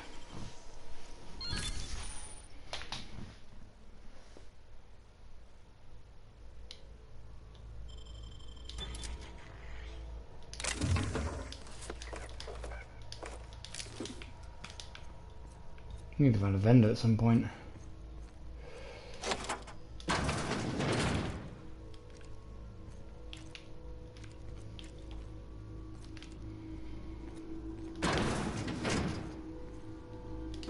That. Also have that.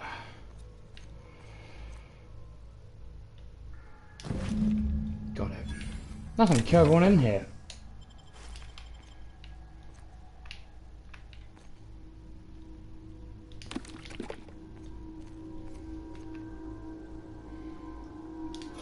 Don't mind if I do.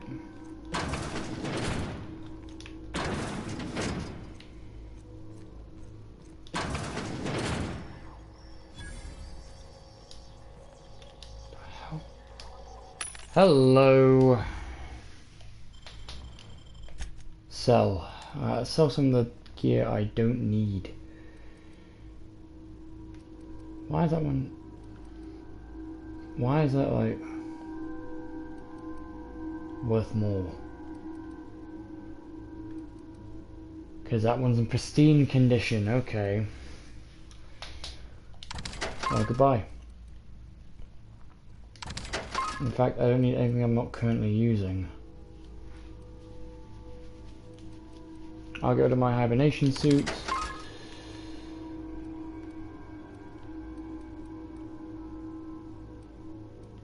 Where's the other clothing I'm not using? Yep. Gonna keep you in pristine condition. Keep the new weapon. I should have a bunch of weapons I can get rid of though. Question is, how do I know what's equipped and what's not?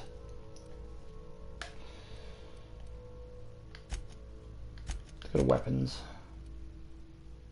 Want to keep the light machine gun.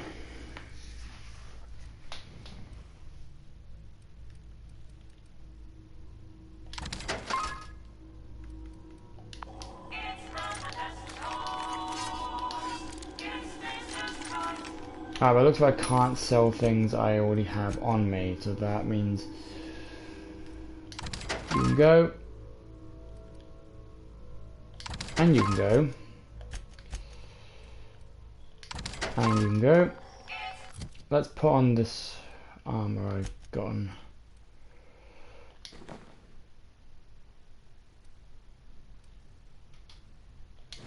Wait, are you serious? Why would I want that?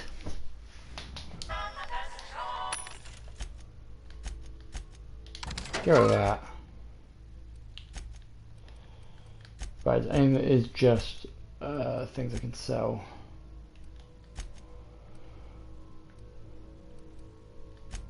Junk!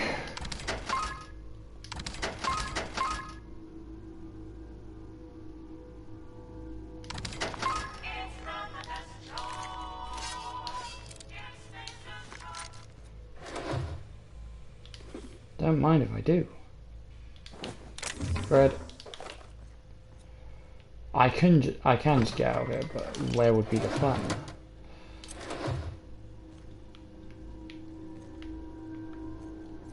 Time to go on a murder spree when I find people.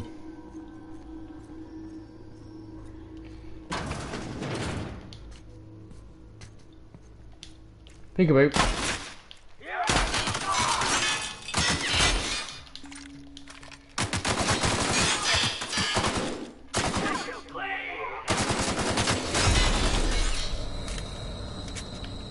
Yeah, yeah.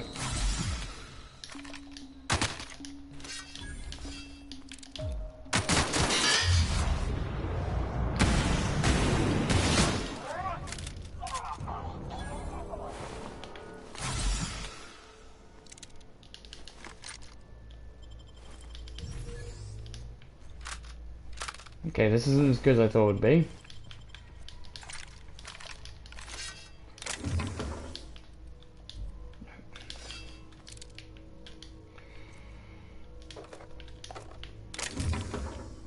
I think it's a sword of shotgun using light ammo, so honestly, why am I surprised? Here we go. We're doing well. Yeah, why not? Bullets need to kill him.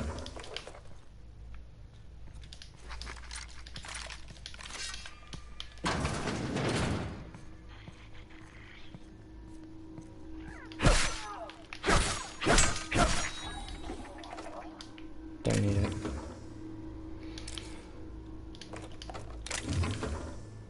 Okay.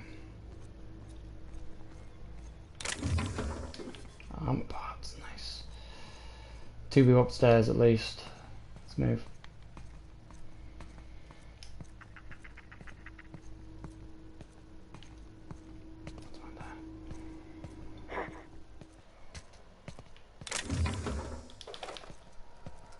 Bitch, move.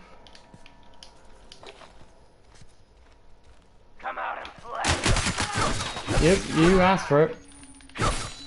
Didn't have to end like this, buddy. Didn't have to end like this.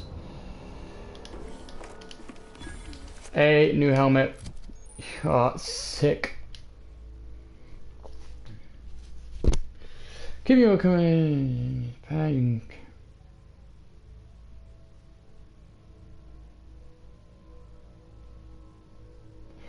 Get them from bringing down unwanted items. Okay. So, put you on because that was kind of cool.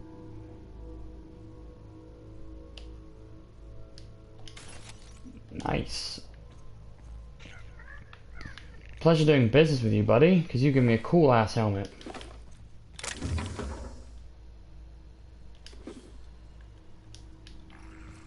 Guide to engineering.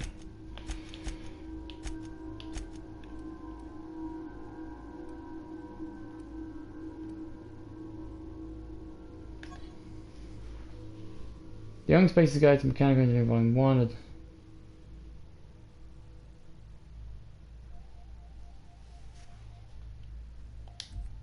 Okay, how do I freaking use that?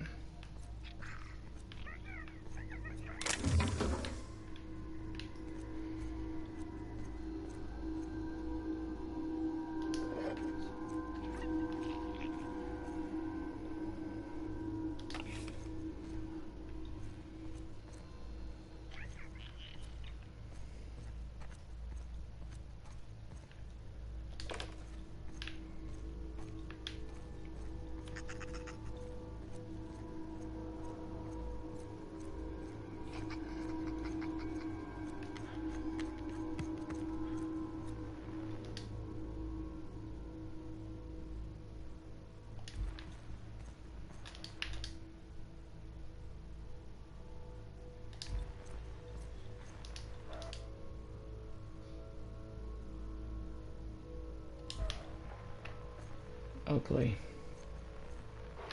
Also ugly. And then fish.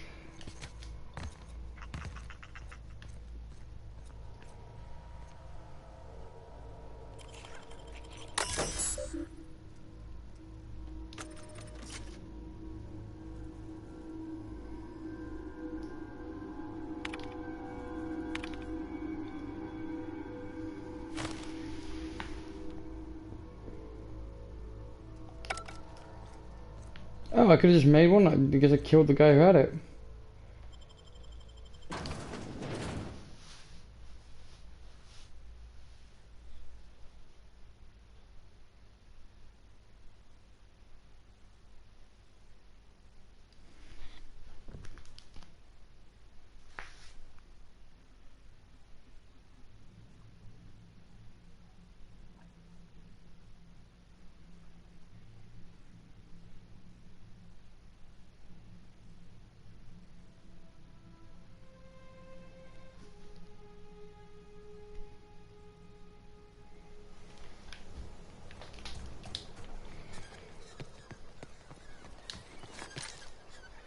I thought I killed everybody.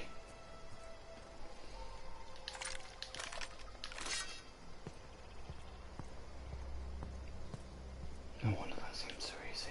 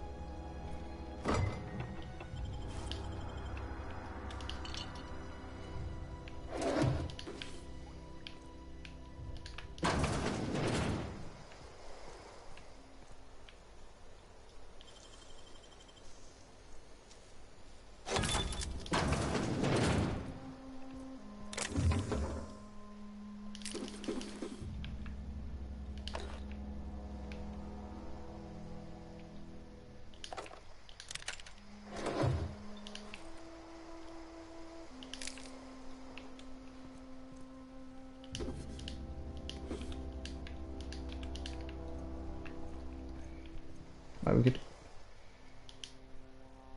I can sleep.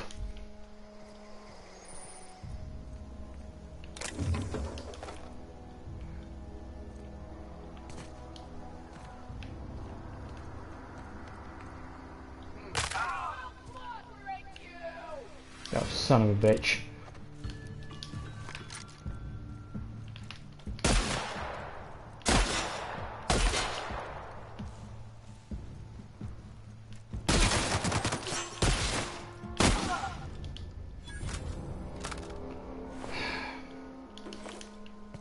Sorry, bitch.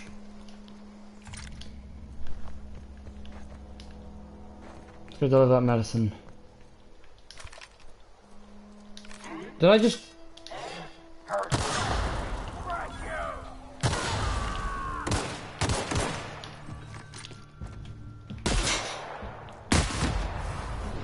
Sorry, buddy.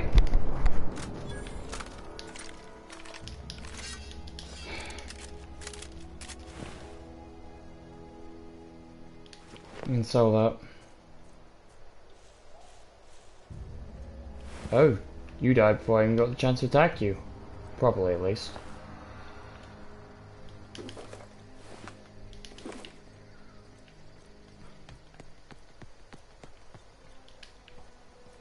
Well, I think I've killed everyone in here now.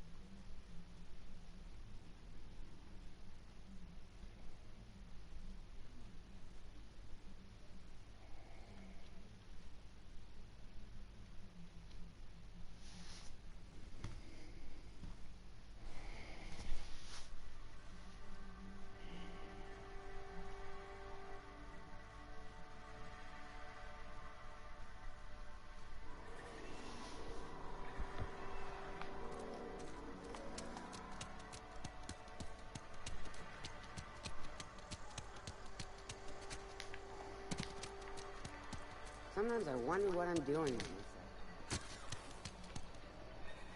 Somebody's been running around town raving about a colony ship. Plague must have gone into their brain matter. Thanks. I'll see to it that this medicine gets to the people who need it. Here. Something for your trouble. Nothing personal, but I hope we never do business together again. Don't want to make a habit of consorting with smuggler types.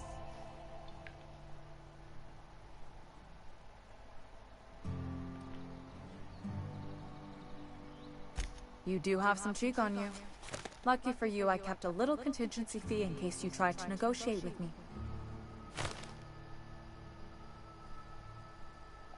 Somebody deserving. Silas on account of him being out in the cold. Amelia seeing how she's around people all the time. Anybody in the sick room? Oh, I'm an actuary. That means I keep tabs on a worker's living expenses. How much it costs to feed, clothe, shelter, bury, and replace your average human worker. Technically, I'm employed by the Spacer's Choice Department of Human Resources.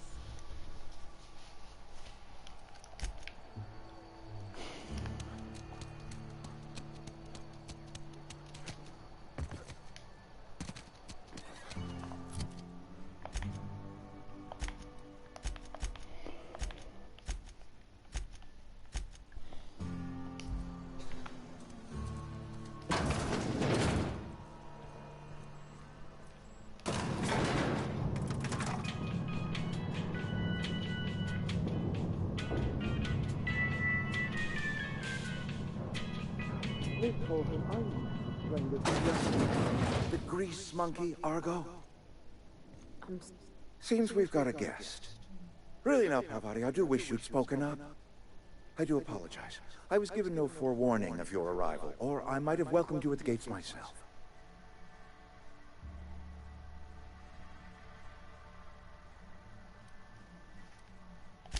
I'm Reed Thompson, Outpost Administrator. I cannot help but notice you are not in uniform.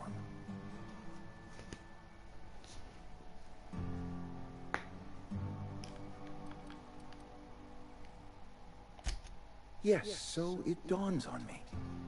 Seems I allowed my excitement to run away with my wits. Been a few seasons since we've had a visitor pass through. Only regulator we got is hooked up to the town transformer. Mr. Thompson ain't liable to be keen on dismantling it. I beg your pardon. I am most emphatically not keen on any such thing. I can't let you have our power regulator. But I happen to know of another one. And I happen to know exactly how you may retrieve it without frying yourself in the process.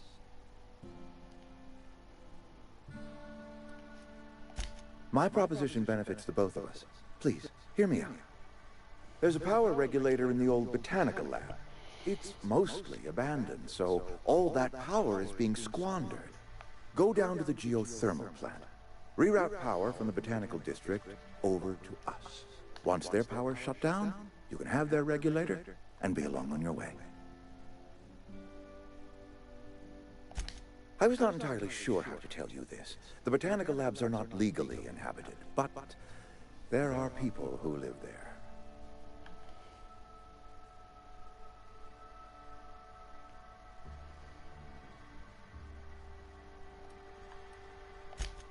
The people living in the botanical labs, they're deserters, former workers. I need them back at their posts. I need them to come home. My hope is that by cutting off their power, you will convince those deserters to come back to town. Before you go to the plant, I want you to stop by the botanical lab. Speak to their leader, Adelaide. Tell her the power's about to go, and that it's time her band of deserters came back to town.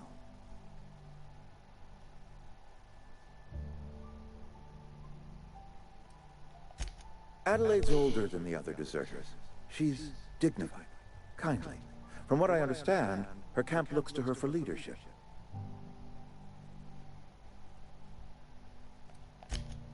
That is not a hypothetical I enjoy entertaining. We need Adelaide back. Nonetheless, I will settle for the return of her followers. We belong to one community, the Spacer's Choice family. If we dissolve into factions, then we will all perish separately. Adelaide will understand that. My dad told me all about the plant. Taught me all he knew. I could come in useful. I mean, if that's all right with you, Mr. Thompson. Sir. I hesitate to part ways with Miss Holcomb, but I cannot deny that she is talented, and may prove useful to you. You will need an administrative passcode in order to enter the plant. I am trusting you with mine, and trusting Miss Holcomb to guide you if you'd like. Great! I got my wrenches and diagnosticators and hairpins and engine tape, so I'm all set. Well, I am glad to hear that. Best of luck to you, and thank you again for your help. It is a lot to ask of a stranger, I know.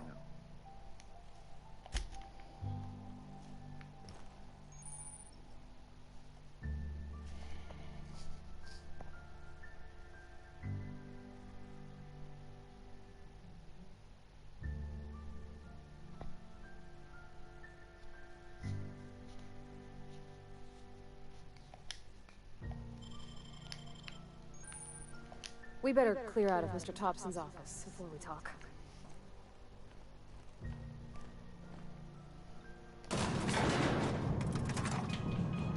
We better clear out of Mr. Thompson's office before we talk.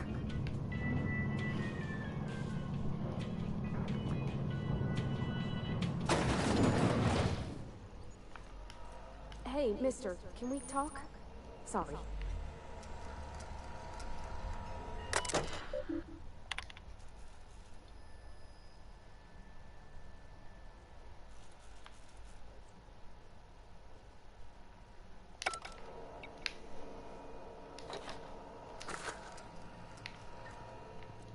Where did she go?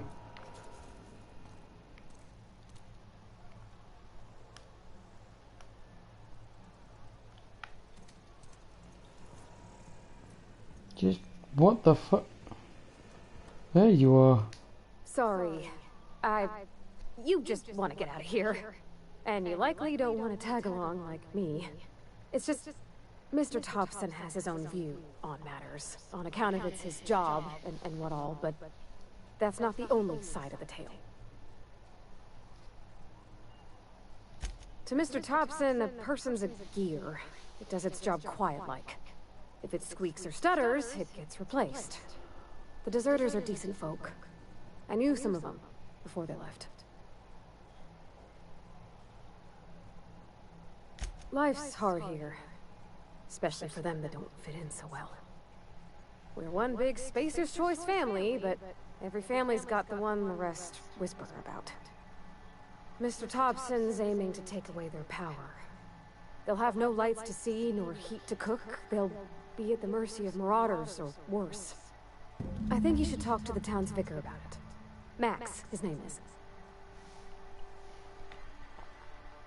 Thanks, mister.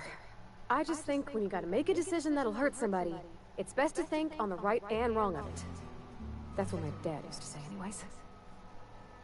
Yeah, huh? That's on account of how I never met her. She was in another division of the Spacer's Choice family. She worked in the Vale a few months, sorting the cannery computers. Her contract said any kids she had, expected or not, belonged to her office from the time of conception. So when I was born, I got sent here. I don't know about normal. Dad said she worked under some kind of special contract. It's sensible. Dad just fixed machines. She did some kind of crazy math, high-level stuff. Better to raise me on his time than hers.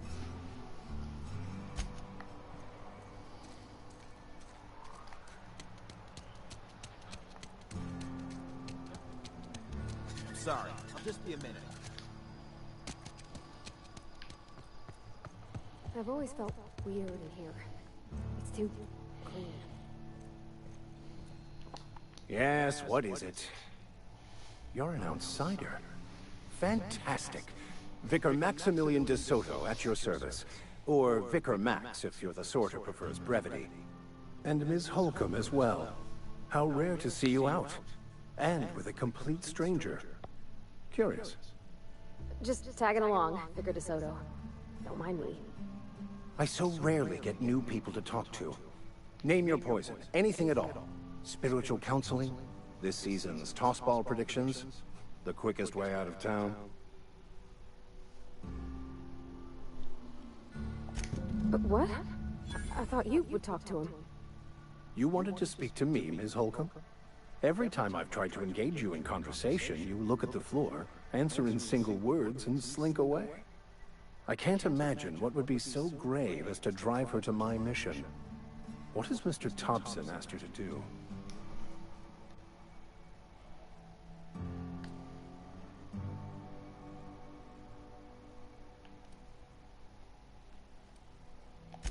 Depriving them of safety from the marauders and wildlife. I can see why that troubles you. Miss Holcomb has a soft heart. Always has, if you believe the talk. Assuming your goal is to save as many as possible, then you should bring everyone together. Send the power to Edgewater and convince the deserters to return to the fold. Not if things are left to stand as they are.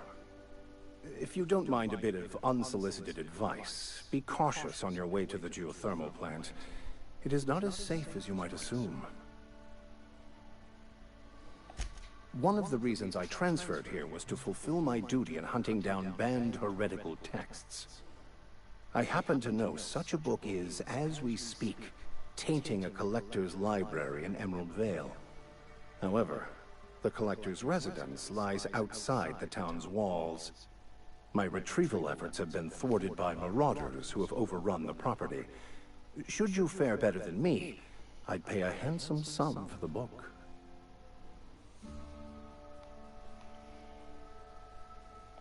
It's a handwritten journal, a faded blue cover with the name M. Bakonu handwritten in the lower corner.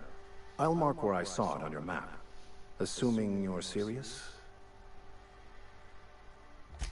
Thank you. If you retrieve it, you can always find me here. Any progress on that matter we discussed? Please get it.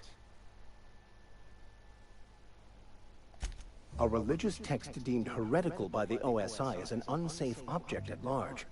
Though I understand why a collector would desire to possess such a rare book. Because I'm also a collector of books. Rare things in this colony. Appreciation of the written word outside monthly periodicals is virtually unknown here. I've never seen you before, and there's been no paperwork indicating a transfer. Half the time it's wrong, but a new worker without paperwork? Unheard of. Also, you lack the distinctive worker gaze. Usually either a deadening behind the eyes, or in some rare cases, a wild-eyed frenzy, like a trapped animal. Pretty universal here. Except for Miss Holcomb, who for some reason doesn't seem to have much to say to me. Isn't that right? It's just... there's more to it all than numbers. Sorry.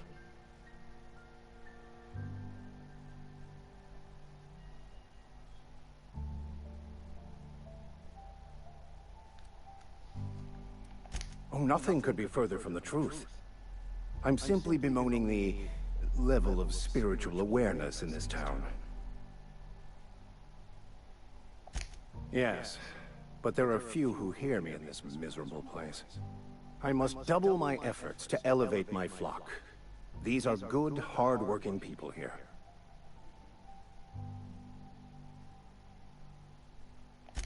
Yes, and thank you for pointing it out. It is wrong of me to succumb to distress. This place could be so much more, and I will continue in my quest to make it so.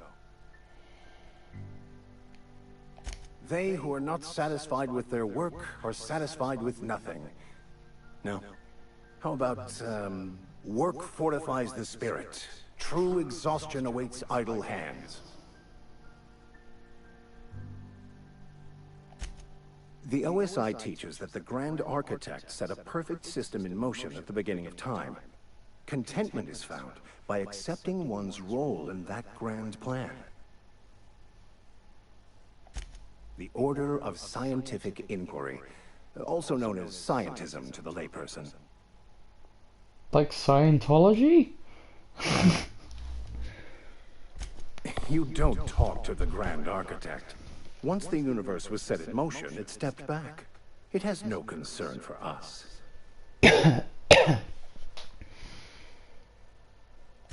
We will eventually decode the plan and all its intricacies.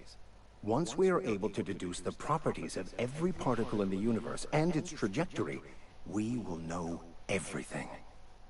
The future, the past, each person's place within the plan, all will be laid out before us, removing struggle and bringing peace.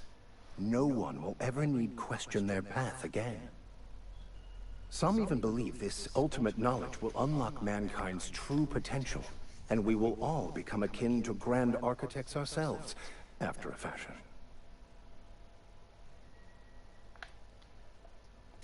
Well, first there's the matter of the secret blood rites and animal sacrifices. I'm kidding. Seriously, though, to truly understand the metaphysics involved takes years of study and contemplation.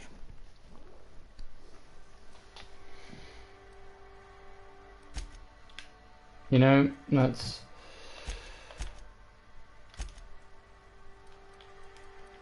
Hey, up, I can get you one.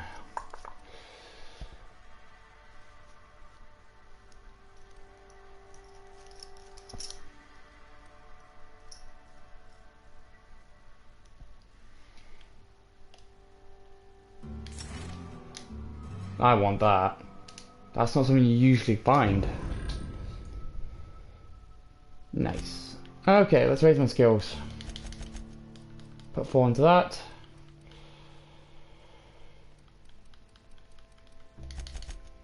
Three into that.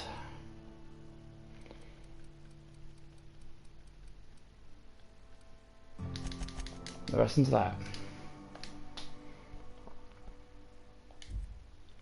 Nice.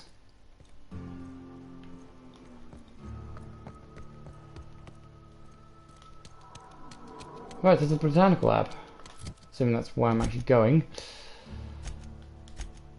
I'll do the companion quest a little bit later. We're gonna do Stranger in a Strange Land for now, because that's sort of the main quest.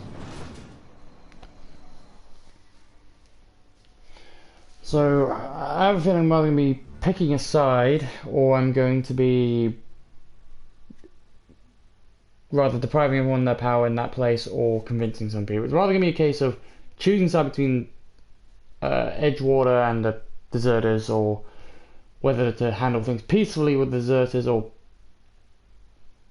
kill them. I imagine that's the ways it's going to go. Anyway, it's not the furthest thing away. Let's see what I can take. Yeah, let's take this. I'll be having that. Oh, hello.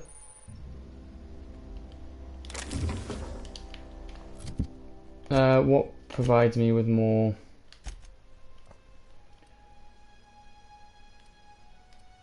It's this. It's good. How do you repair things, just so I know? I need a workbench, apparently, right? Where do I find a workbench? I need to know what they look like. Oh, yes. There'll probably be one somewhere in Edgewater, but I'll look that up later. Unless my armor breaks, in which case I will have to do that now. Easy. Let's go. Got enough more. I got more ammo than I know what to do with, at least for my pistol. So that's what we're going to be focusing with right now. And my blade, probably, for sneak attacks. Because that seems to be doing me well. Stealth. I think it's the first time I've actually gotten more stealth orientated than combat orientated in a RPG. I'm usually putting most of my stuff into combat skills instead of tech and some more useful skills for dialogue and little extra things, as well as sneak, stealth, things like that. Like for instance, Skyrim, I'm usually like a two-handed warrior. That's my sort of thing. Or in Fallout, I kind of put everything into. Well, actually, no, I suppose in Fallout I'm more of a charismatic. Kai tries to focus on charisma and dialogue options as well as the hacking skill. Looks like there's something in there. How do I actually get in there though? That's probably more because in that game you have the what do you call it? The aiming system.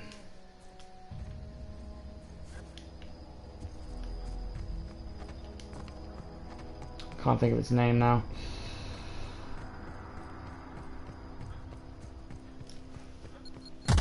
Oh! Oh! What the fuck? Have that. Jeweled ring, don't mind if I do. Oh, they're landmines. Oh, they're landmines.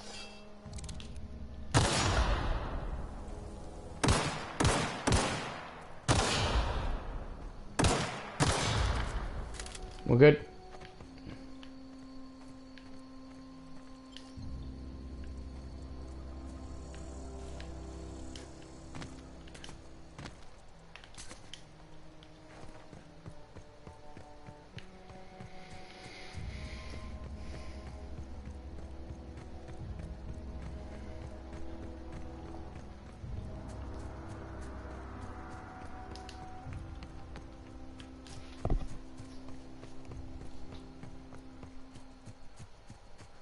There we go, botanical lab. Oh dear. Move along, stranger. We don't want any trouble.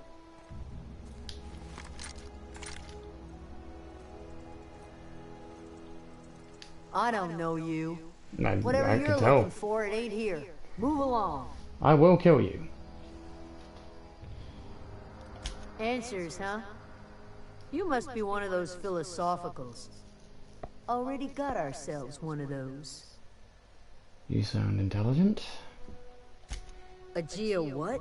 Look, plants ain't my purview. You're better off asking after Adelaide. If you're gonna start wandering around my camp, know that I got my sights on you. Over in the hothouse, tending crop.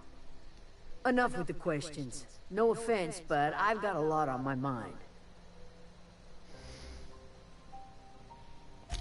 Explains why you're still yammering on at me. No, I'm sorry. That was unworthy of me. Lady named Zoe went missing some nights ago. Just up and vanished without a trace. Now I'm pacing around wondering if marauders got to her. It's not like Zoe to go wandering. Figured she might be out scavenging, but that ain't exactly her talent. Can't imagine where she's gone. Vale's a wide place. She could be anywhere.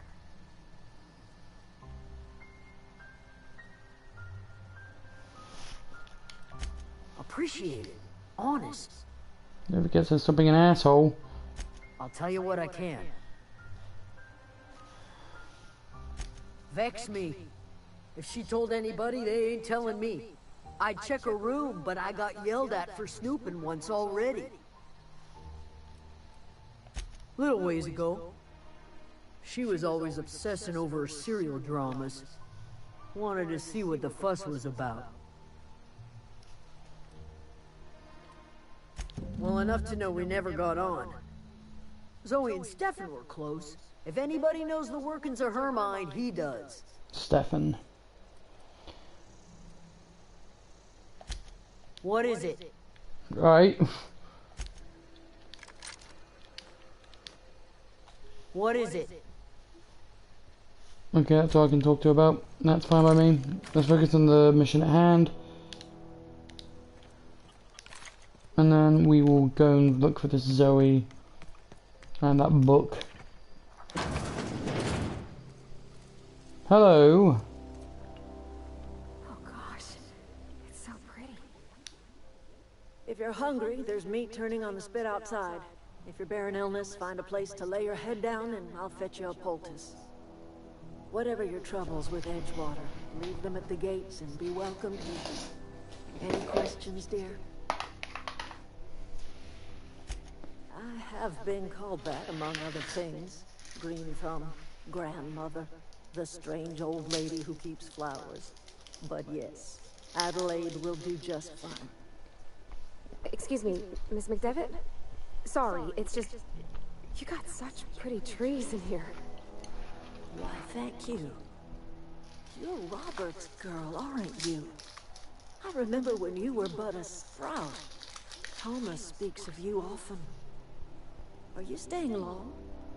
You should try some of my tobaccorn tea. I brew it in an old spittoon, but it's been cleaned.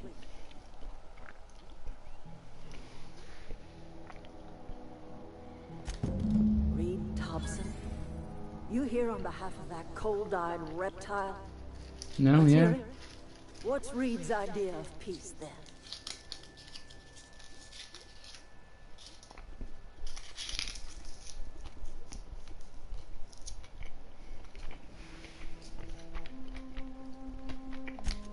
Make amends. Spare me.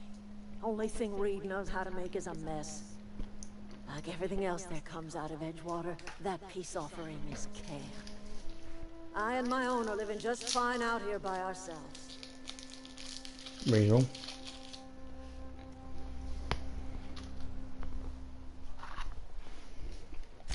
He would do such a thing. The question is, why would you agree to his plans?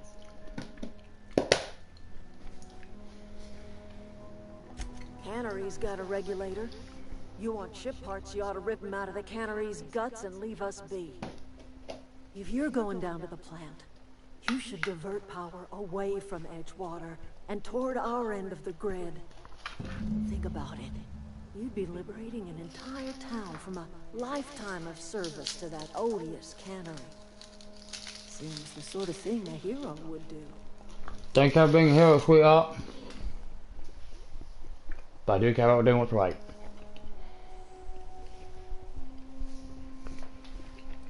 You've seen that miserable excuse for a town with your own lamps. Hollowed out workers laboring their lives away at the cannery, living off whatever scrap Spacer's choice throws them. You know that's true, don't you, Miss Holcomb? Your father died of overwork. His heart gave out. He was tired all the time, sure, but he was old, ma'am, and he raised me all by his lonesome. Look what they did to this child. Lost her family to the company, and still she defends them.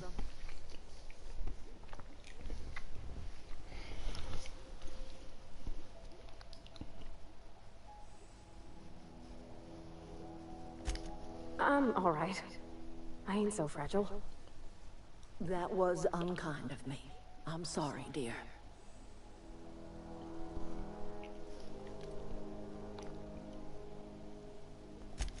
It's not much of a living. Every single person in that town has sold themselves to Spacer's Choice.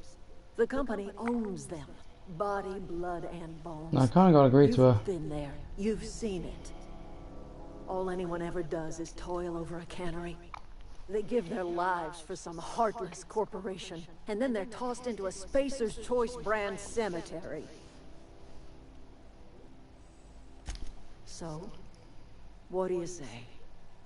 Divert power over to us. Shut down that abominable cannery for good. I trust you will listen to your conscience.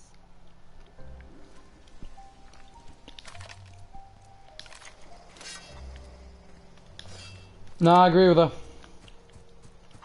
It's basically a big question of down with capitalism. Fuck the cannery, fuck the man. Communism all the way, bitches. Oh, that's Thomas. He used to follow me around before he left the cannery.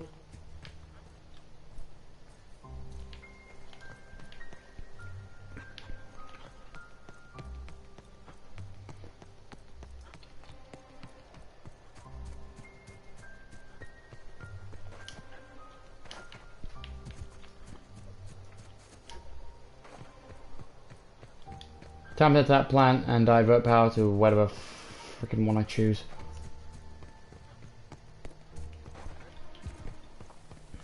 Oh, what the fuck are you? Are you a snake or a slug? Jesus Christ.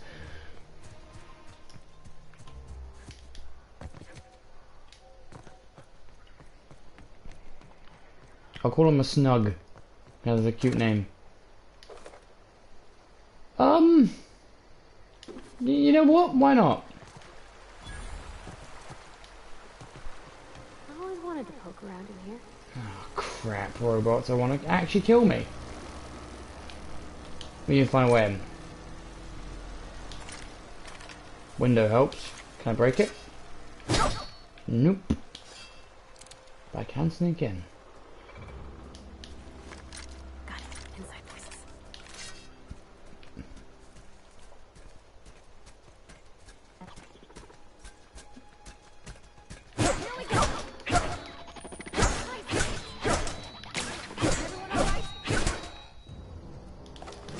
The fact that that worked.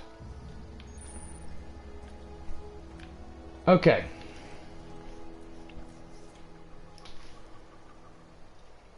Heading back. Be right there. Okay? Moving out. Moving. Oh, right. Okay, that's how you... Okay.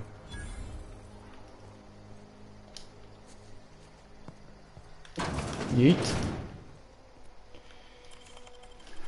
Sorry, you. Security fence is done.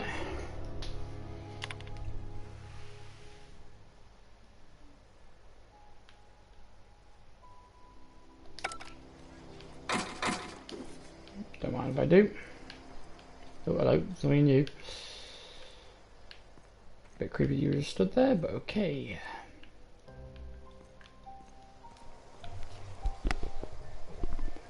Time to sneak off on some robot bitches.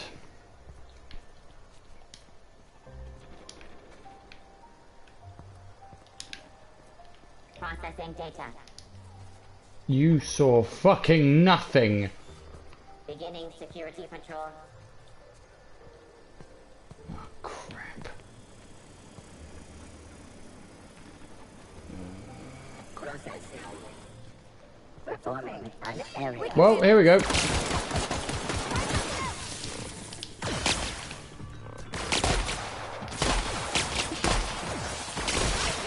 One dead.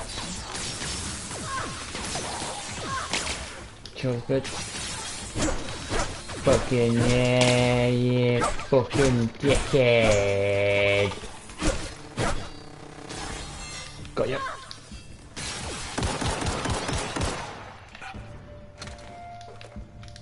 Everyone dead? Everyone dead! Not everyone dead! Dickhead! Dickhead! Oh, there's the blue thing.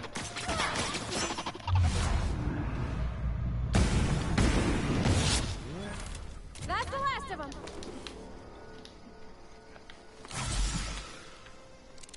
Where are we headed? Can I heal her or she heal herself? You mean about the mission being too clean? I know, but Vicker says the universe is a machine, that it runs by law. Real machines have gunked up oil, scratches, and worn bits. You can tell they've seen handling, been used by folk. The machine Vicker sees is one ain't never been run. It's not for people to live in. It's something on a museum shelf, under glass.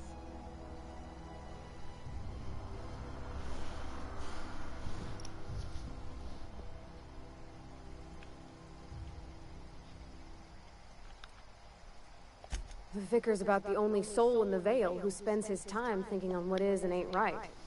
It's just that when he looks at me, I feel I'd disappoint him.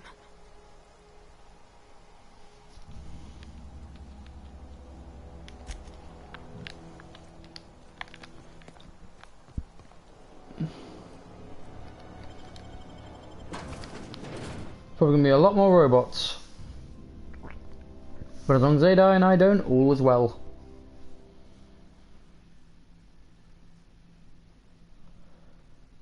Except that one bot.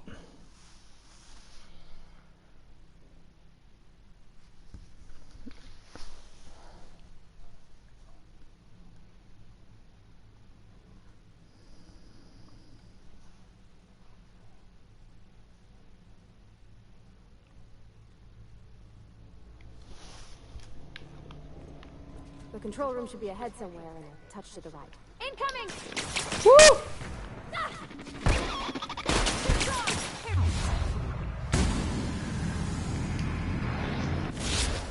Got him all. That was my bad. Okay.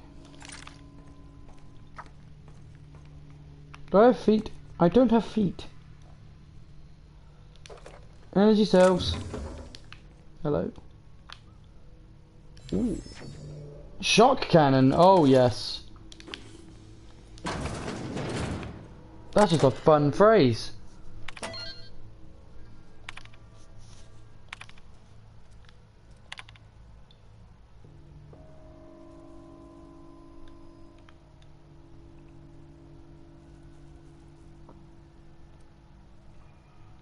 Okay.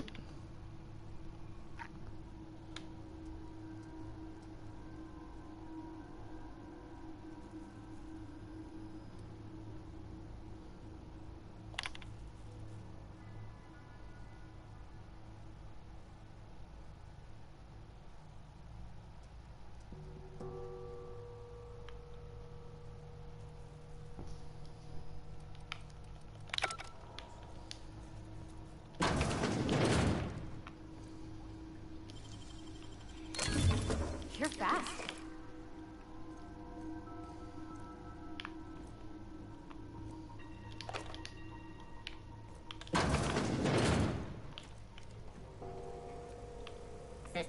Oh, fuck you.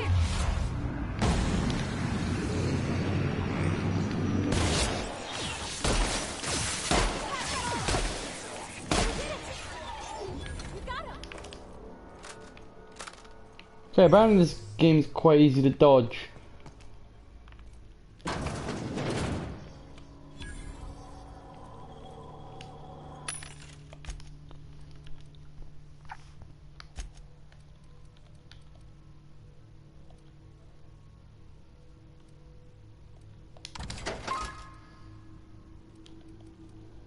I think I have 2 light machine guns?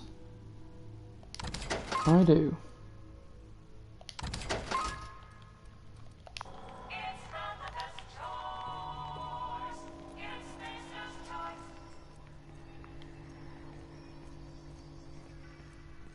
What a way to sell it. Well,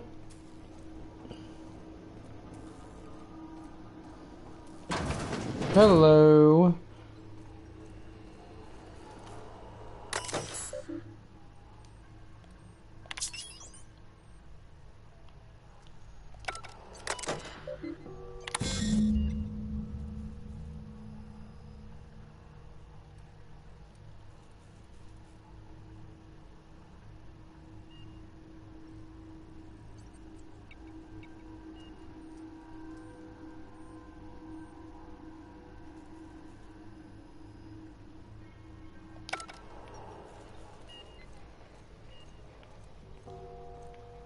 Three switches. That'll be easy enough.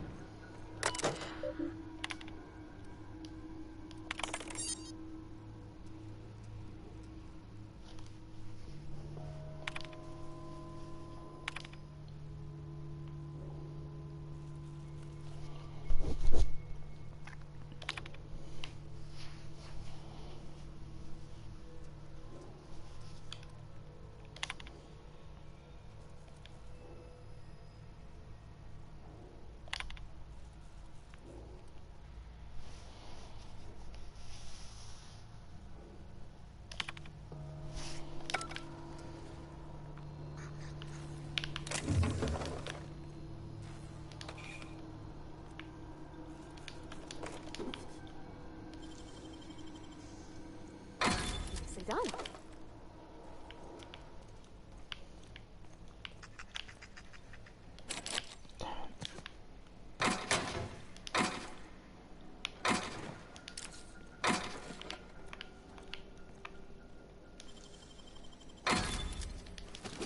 Oh, 100 bits. Love that.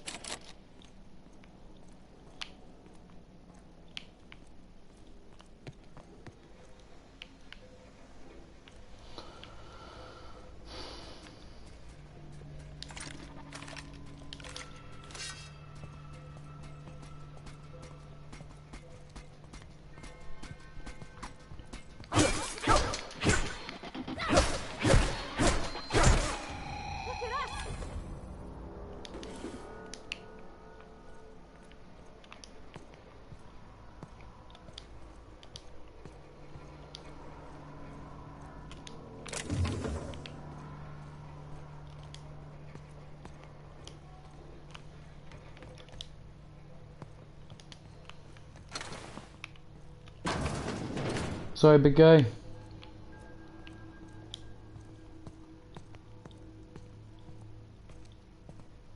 There's one switch. System.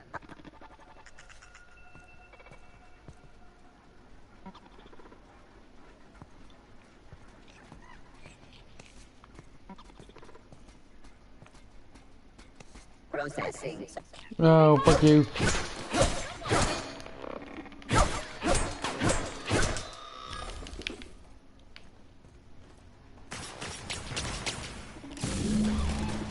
One switch active. Nope. Everyone all right? Down they go. The question's not if everyone else is alright, it's if you're alright. Jeez, you nearly died.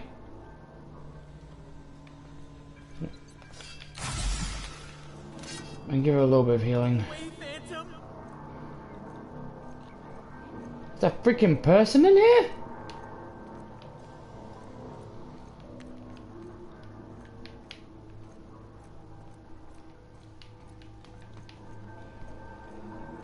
Not real. You're not real. Is he down there? I think somewhere down here.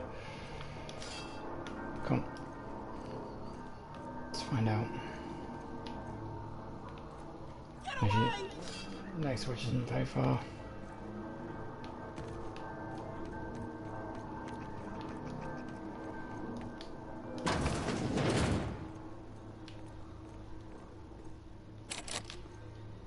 It's just one here. Mind the steam. You're liable to get stalled. Incoming! Initiated. Oh, cock.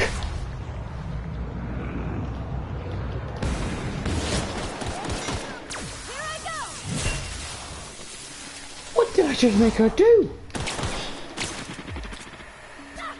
Doesn't matter.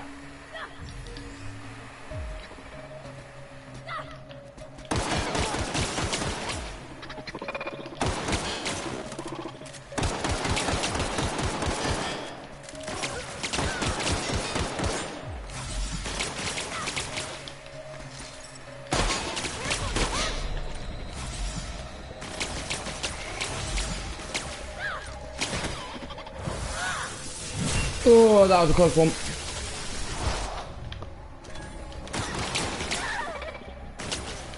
She dead?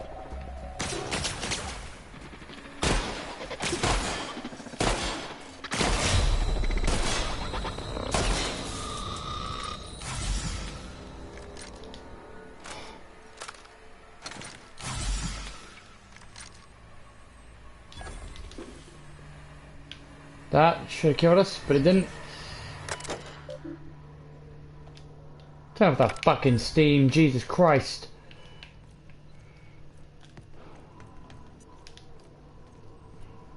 Let's pull another switch. Come on. Where to go? If we send the power to Miss McDevitt, what happens to the veil? I don't give a shit what really happens. I don't know who the fuck this person is who's screaming.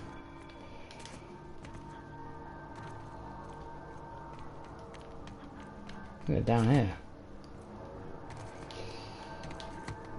Ah, fucking want to climb. Higgins is his name, right? You're not real. You're not real. Get away from me, Phantom. Shoot. Scram.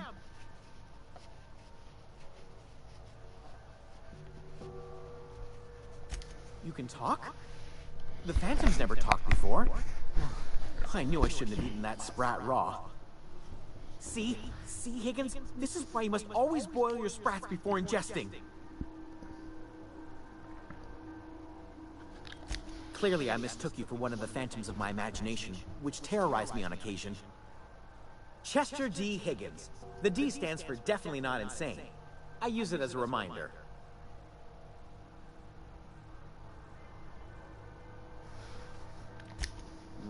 Hard to say. By my reckoning, Higgins has been here somewhere between 2 weeks and forever. My recollection's a touch fuzzy these days. Oh, Higgins has been many things over the years. Sprat Wrangler, Saltuna Critic, Aetherwave Personality, Chairman of the Board, Galactic Defender, Sisty Pig Tycoon. I've come a long way for someone who started off as a simple engineer right here in this plant. I specialized in automechanicals, drones, sentries, repaired them, maintained, upgraded, did it all from my old workroom just over in the next section. Look, I don't want to fall into any trouble with the mechanicals. If they wise up to our plans, they will come for us. With prodding irons.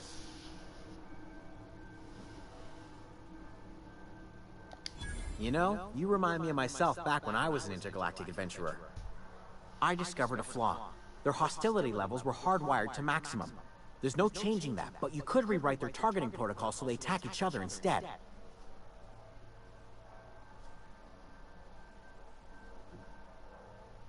Yes, that's exactly it. I see you're also versed in the noble art of mechanical engineering. There's a behavior control terminal in the other room. It should have options to change how the mechanicals act, including whom they shoot at. Oh, that reminds me. You'll need my passcode to access the behavior control terminal. Here, let me just write it down for you. The tail. Definitely start with the tail. If you're feeling adventurous, the ears are a particular delicacy. Jimmy'd opened the vending machines. That lasted a good couple of months. Eventually, I had to resort to more unconventional means of filling my insides. Mechanicals lost their bolts. Opened fire on anything that moved. It was pandemonium. I was on cleaning duty at the time. My old boss had me scrubbing pipes when the killing started. So, as usual, I missed out.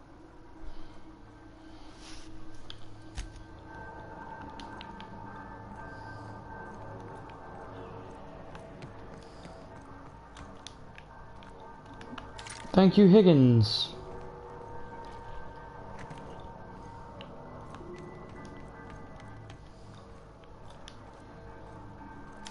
try and do is reprogram the machines, and we're all good.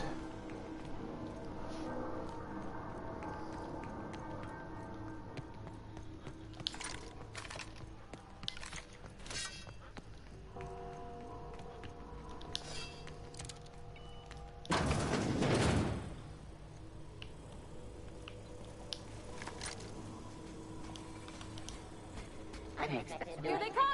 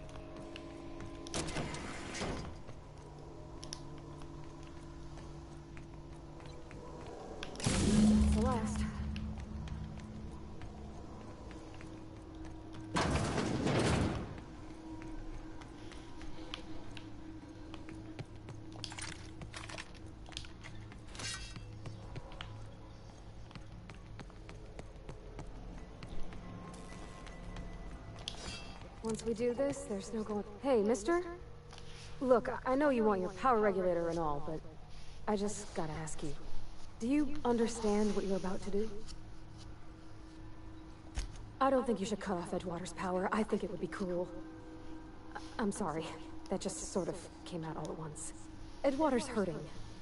We've been losing workers year after year, and corporate hardly ever sends replacements. There's barely enough Saltuna to fill our bellies anymore. But the town's got some good people in it. Decent, hard-working folk just living their lives the only way they know how. They don't deserve to be punished.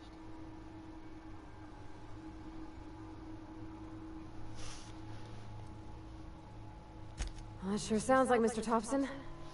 If he was standing here, I imagine he'd remind us of how we're all one big, happy Spacer's Choice family. In Mr. Thompson's eyes, those deserters are still part of the Spacer's Choice family. The family must work together in order to survive. I hate to say it, but I think Mr. Thompson's got a point. Unless those deserters come back, Edgewater's as good as dead. Cutting off their power might be the only way.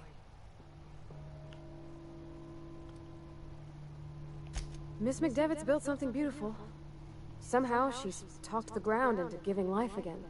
It's plain to see she's made the Vale a better place. Fed the hungry, tended the sick. Gave a home to those that had none. But Miss McDevitt delights in Edgewater's suffering. She wants to hurt the town. Do you really want to be party to that kind of hatred? Sorry, I didn't mean to babble on like that. I felt like I had to say something. And it's not affecting my choice.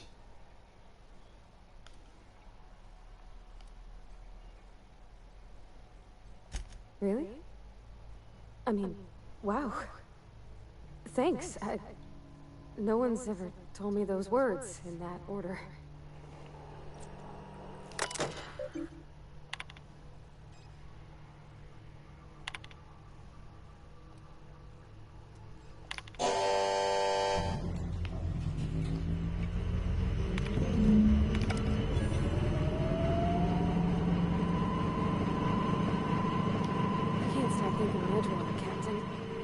I'm glad the deserters are gonna be alright now they got power, but what about the town? All those people.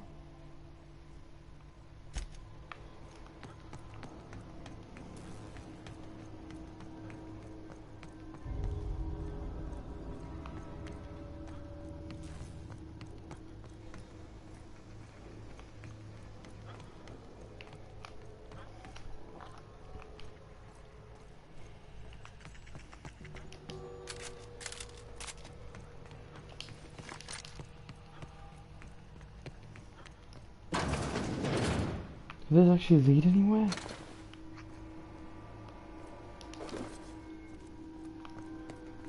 No, I hadn't already been.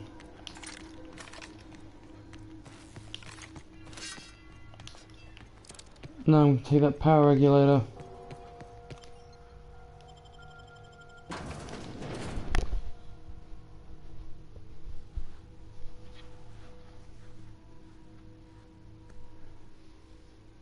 And if I have to, I'm going to put a bullet in Reed's head.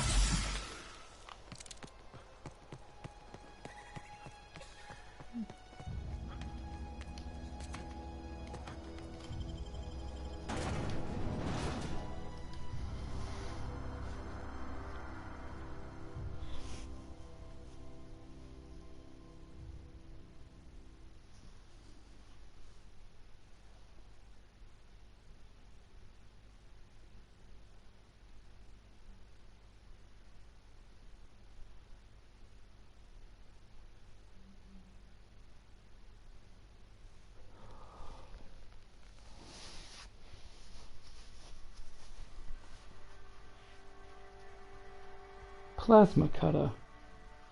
Cool.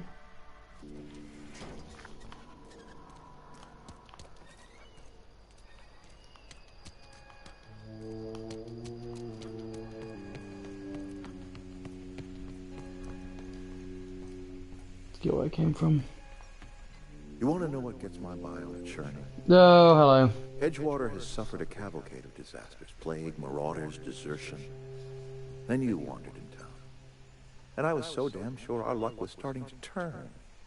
I never knew how right I was. Just answer one question for me. Why'd you do it?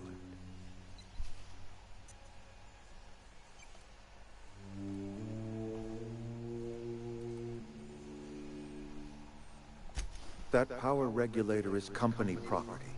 And I'll kill you. Whatever you were hoping to find down here, I advise you to turn around and leave. I have got guards posted with orders to fire on you.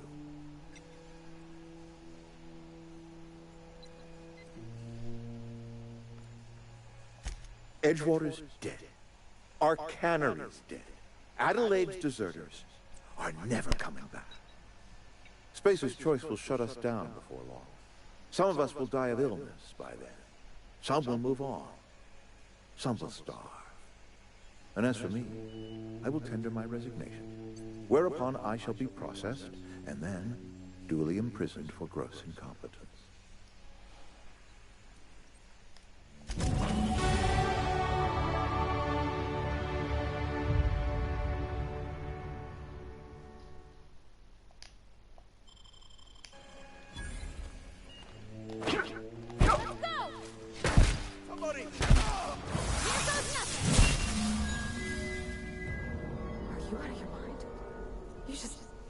You just killed him. Don't think you killed him.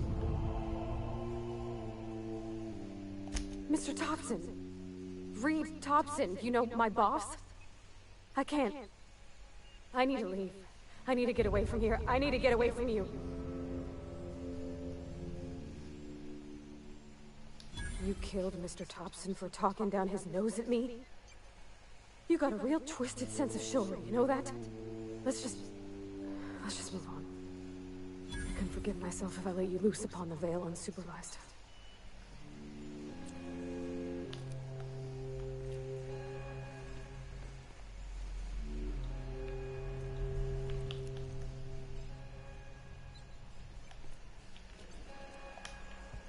Okay, keep it quiet. I'll fix you right up! I mean, technically, bitch, you killed him. Just saying.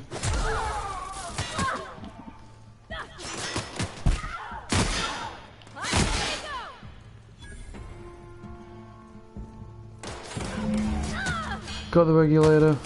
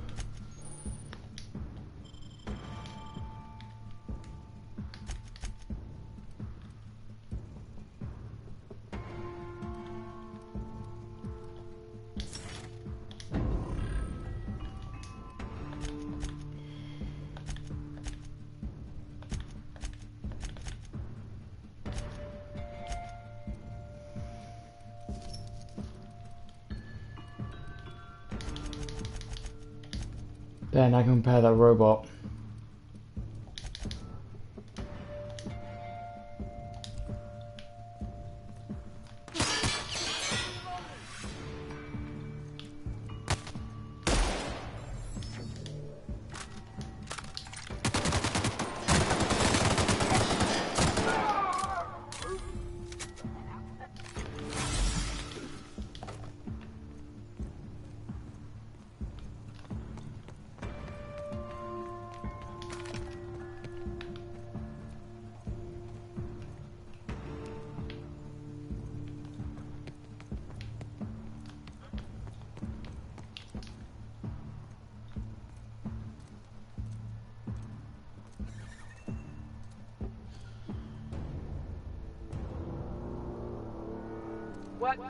What was that? Here they come!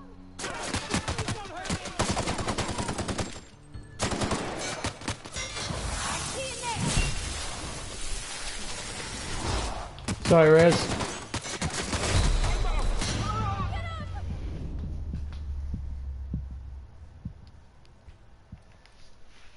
Yikes.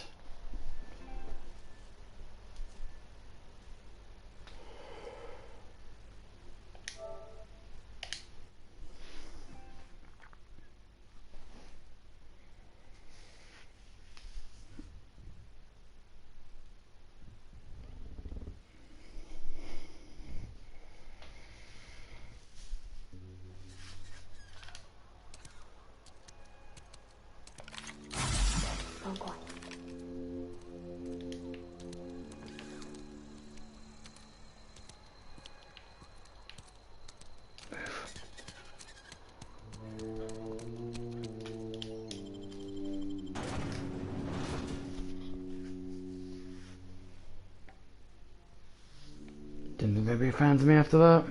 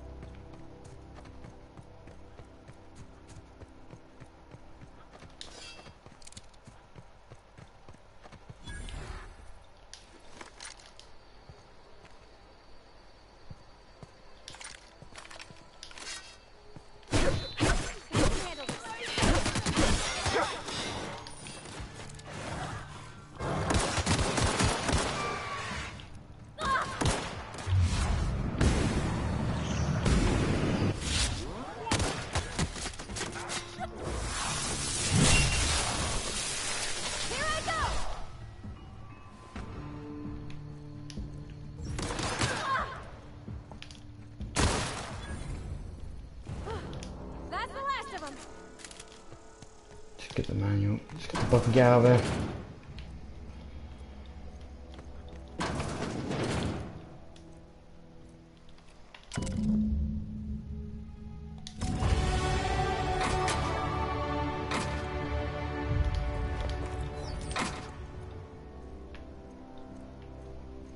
Get it.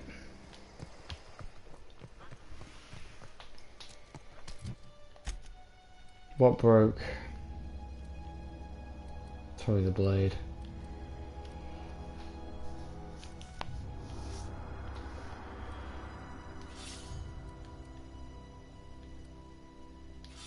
Oh, it wasn't.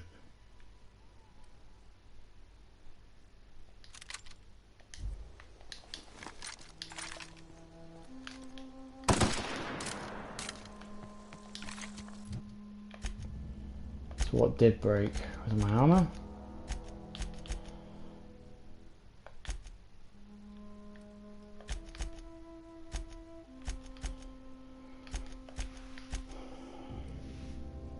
It was.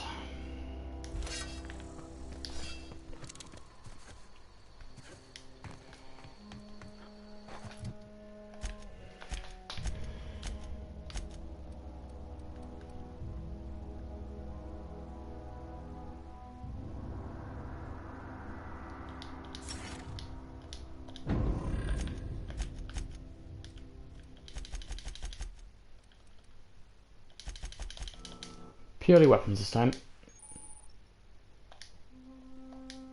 Nice, I got melee power attacks.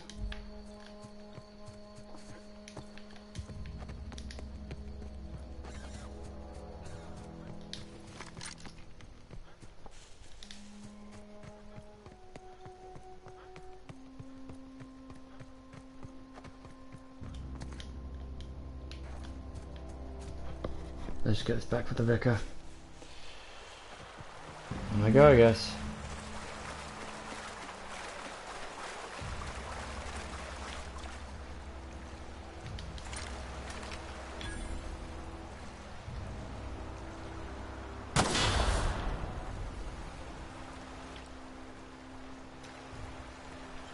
Must be having you then. Easy.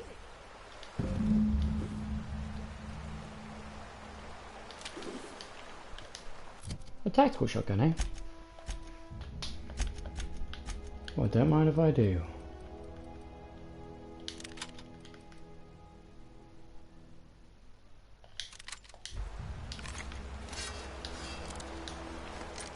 Oh yeah. Grab this and get the fuck out of here.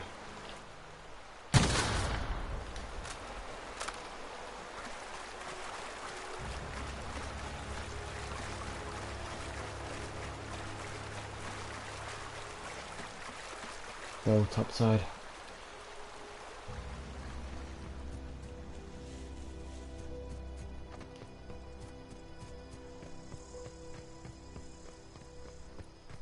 Now going back in here is probably going to be a bit suicidal, but here we are.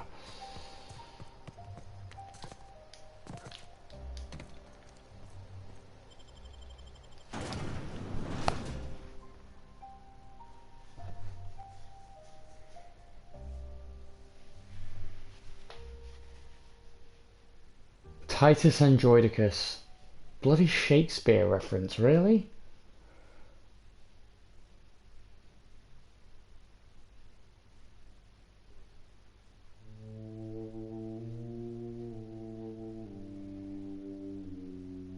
Blood of revenge, I am it. God damn it.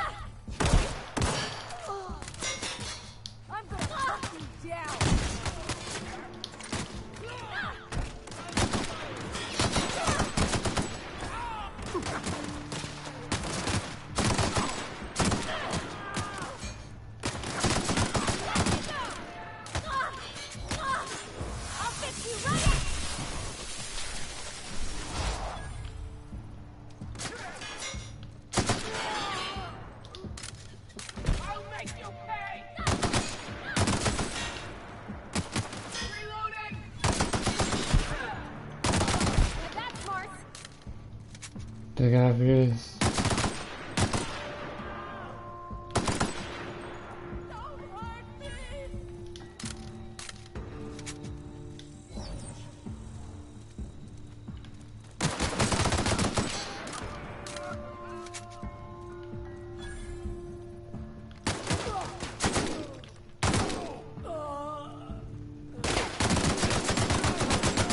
Sorry, Max.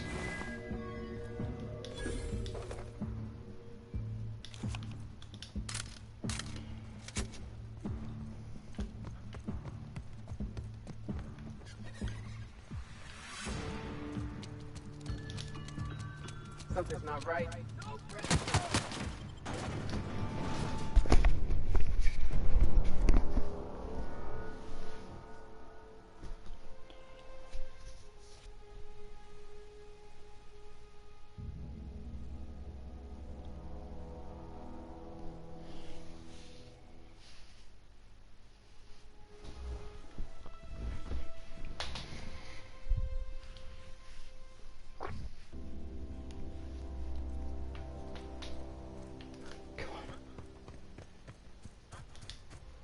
Time to get out of there.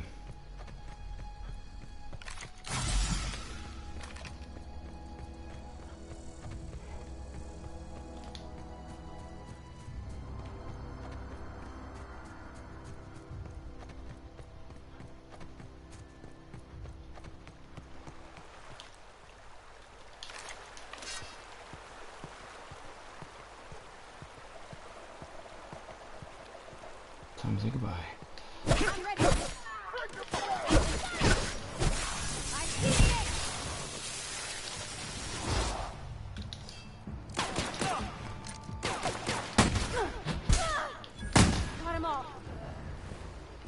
Sorry, Silas.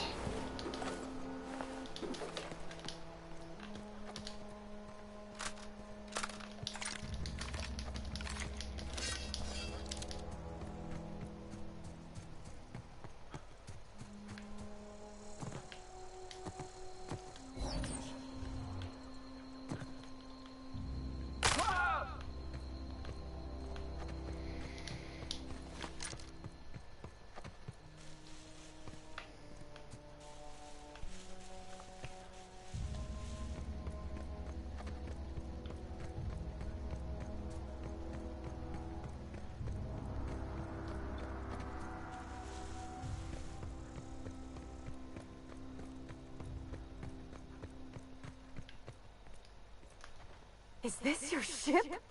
Oh my stars, she is just so handsome. Does she have a name yet? What's her drive model? Oh, gosh. Listen to me babbling. When I was in Edgewater, I dreamed of flying on a real ship, working on a real engine, belonging to a proper crew. Edgewater won't last another season without power, but that don't change the fact that I'm indentured to Spacer's Choice. Company expects me back at my post.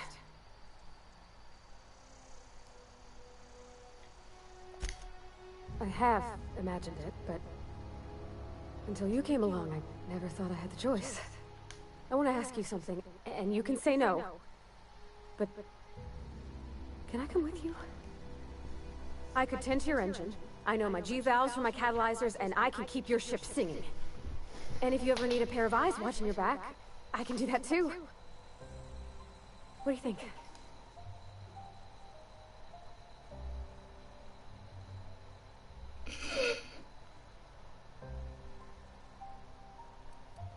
Yeah, I've been thinking about that. I never got along with Mr. Thompson, but I don't think he deserved to die. He tried to do his best.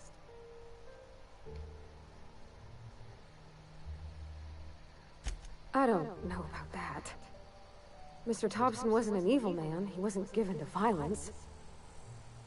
Though if Miss McDevitt were here, I'd wager she'd agree with you. I had my misgivings about Miss McDevitt and the deserters, but you took pity on them and sent power to their garden even though you knew Mr. Thompson would hate you for it.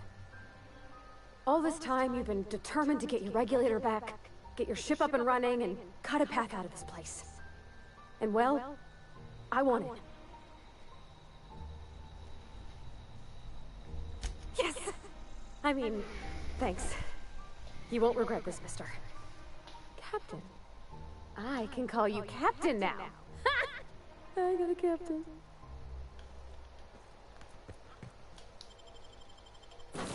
Inside the bloody ship. What can I do for you, Captain? Do you know how to install a power regulator? No, I figure it's not that difficult. Outstanding, Captain. Your aptitude for engineering will prove invaluable in the event of another catastrophic engine failure. Our engine room is located behind you, across the cargo bay, up the ladders.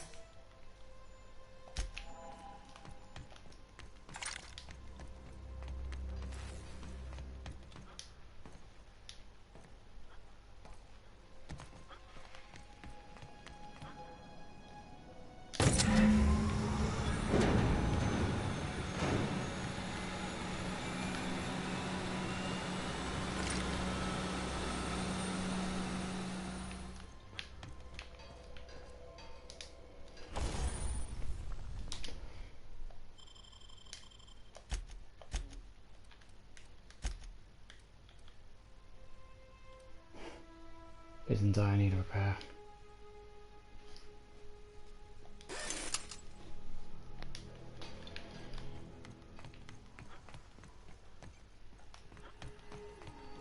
What can I do for you, Captain? All systems are operating within acceptable parameters. I am prepared to bring the unreliable into low-altitude orbit. This should prove an adequate test of our flight capabilities.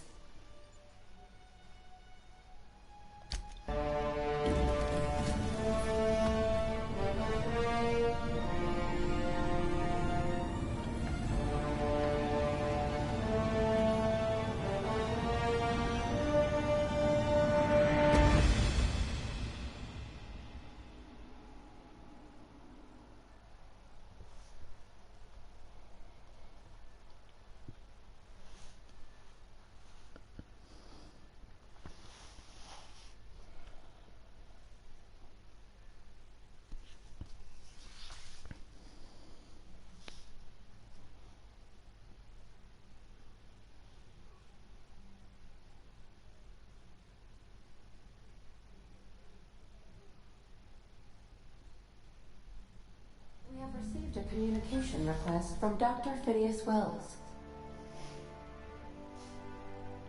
Ah, there you are. Hale and hearty, and captain of your own ship. I see you're putting the unreliable to good use. Shame about her former captain. Horrible way to die.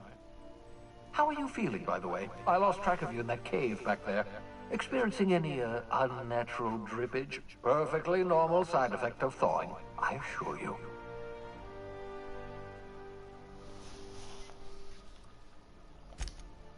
Oh, that, yes, that's probably permanent. I wouldn't worry about it, though. I'm sure you're fine. What you saw in Emerald Vale is happening all across the colony. Food shortages, lack of supplies, and basic necessities. We're dying. The chairman, the minister, and all their lackeys on the board are to blame. The Hope has some of the brightest minds Earth ever sent us. If we can revive the Hope's colonists, they can help us undo the board's mistakes. They can help us set things right.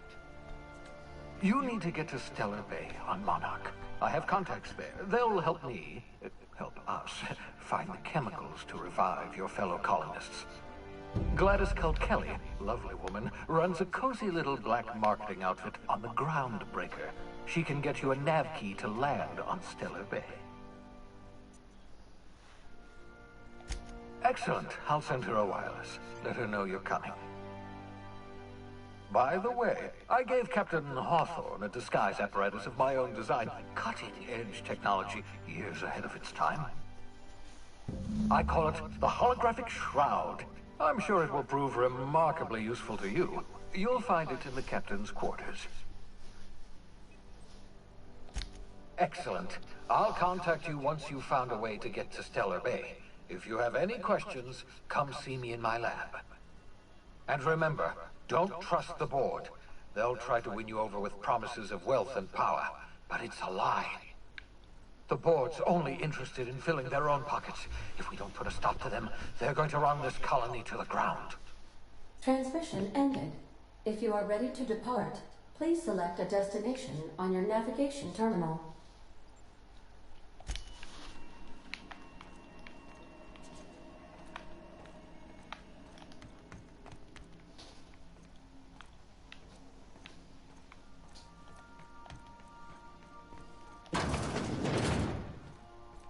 My room, eh?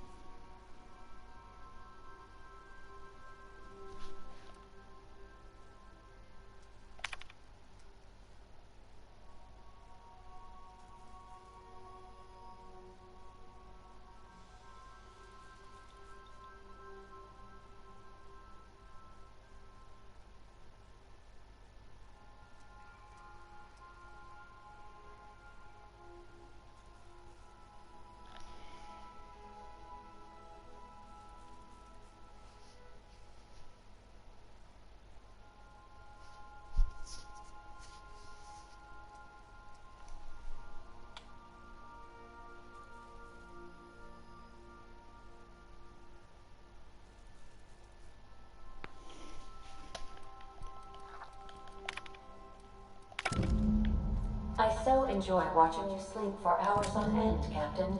It's quite...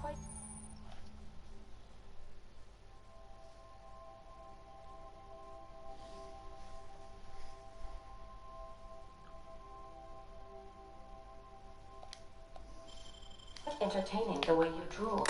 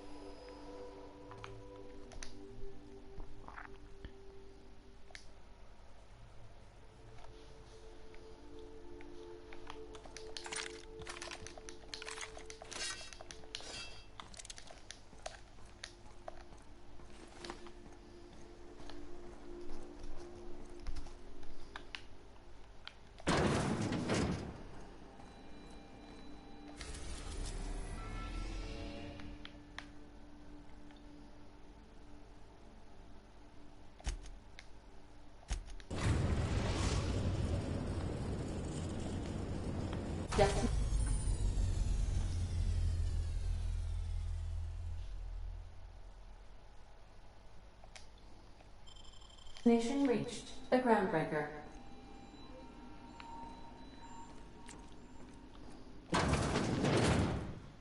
You got a minute? Hey, Captain. I heard that Groundbreaker's got a real good engineer. A lady named Junlei Tennyson? I was thinking that maybe I ought to meet her. If you got time to swing us by, I mean. I don't got much experience fixing actual spaceships. I bet you a can of Borston beans she could teach me all manner of stuff. Thanks, Captain. I'll be sure to make it worth your time. Did you want to talk about something else?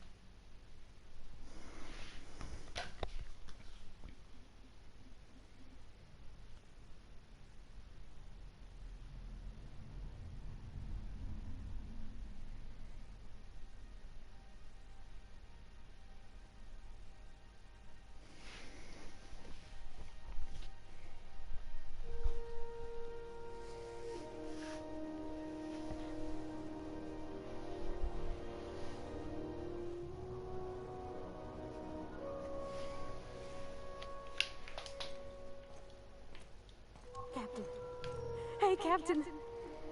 I'm in space. I never thought I'd be able to say that.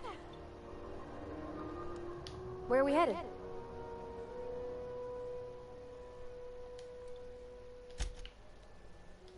Just checking your ship's manifest. Standard procedure. Cool. Right, I think that's going to be it for now.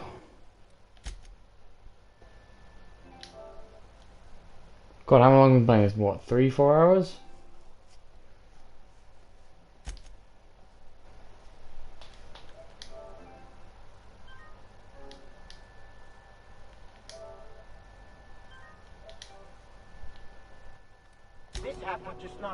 And with that, that's it for today. Thanks for joining me, guys. Till next time.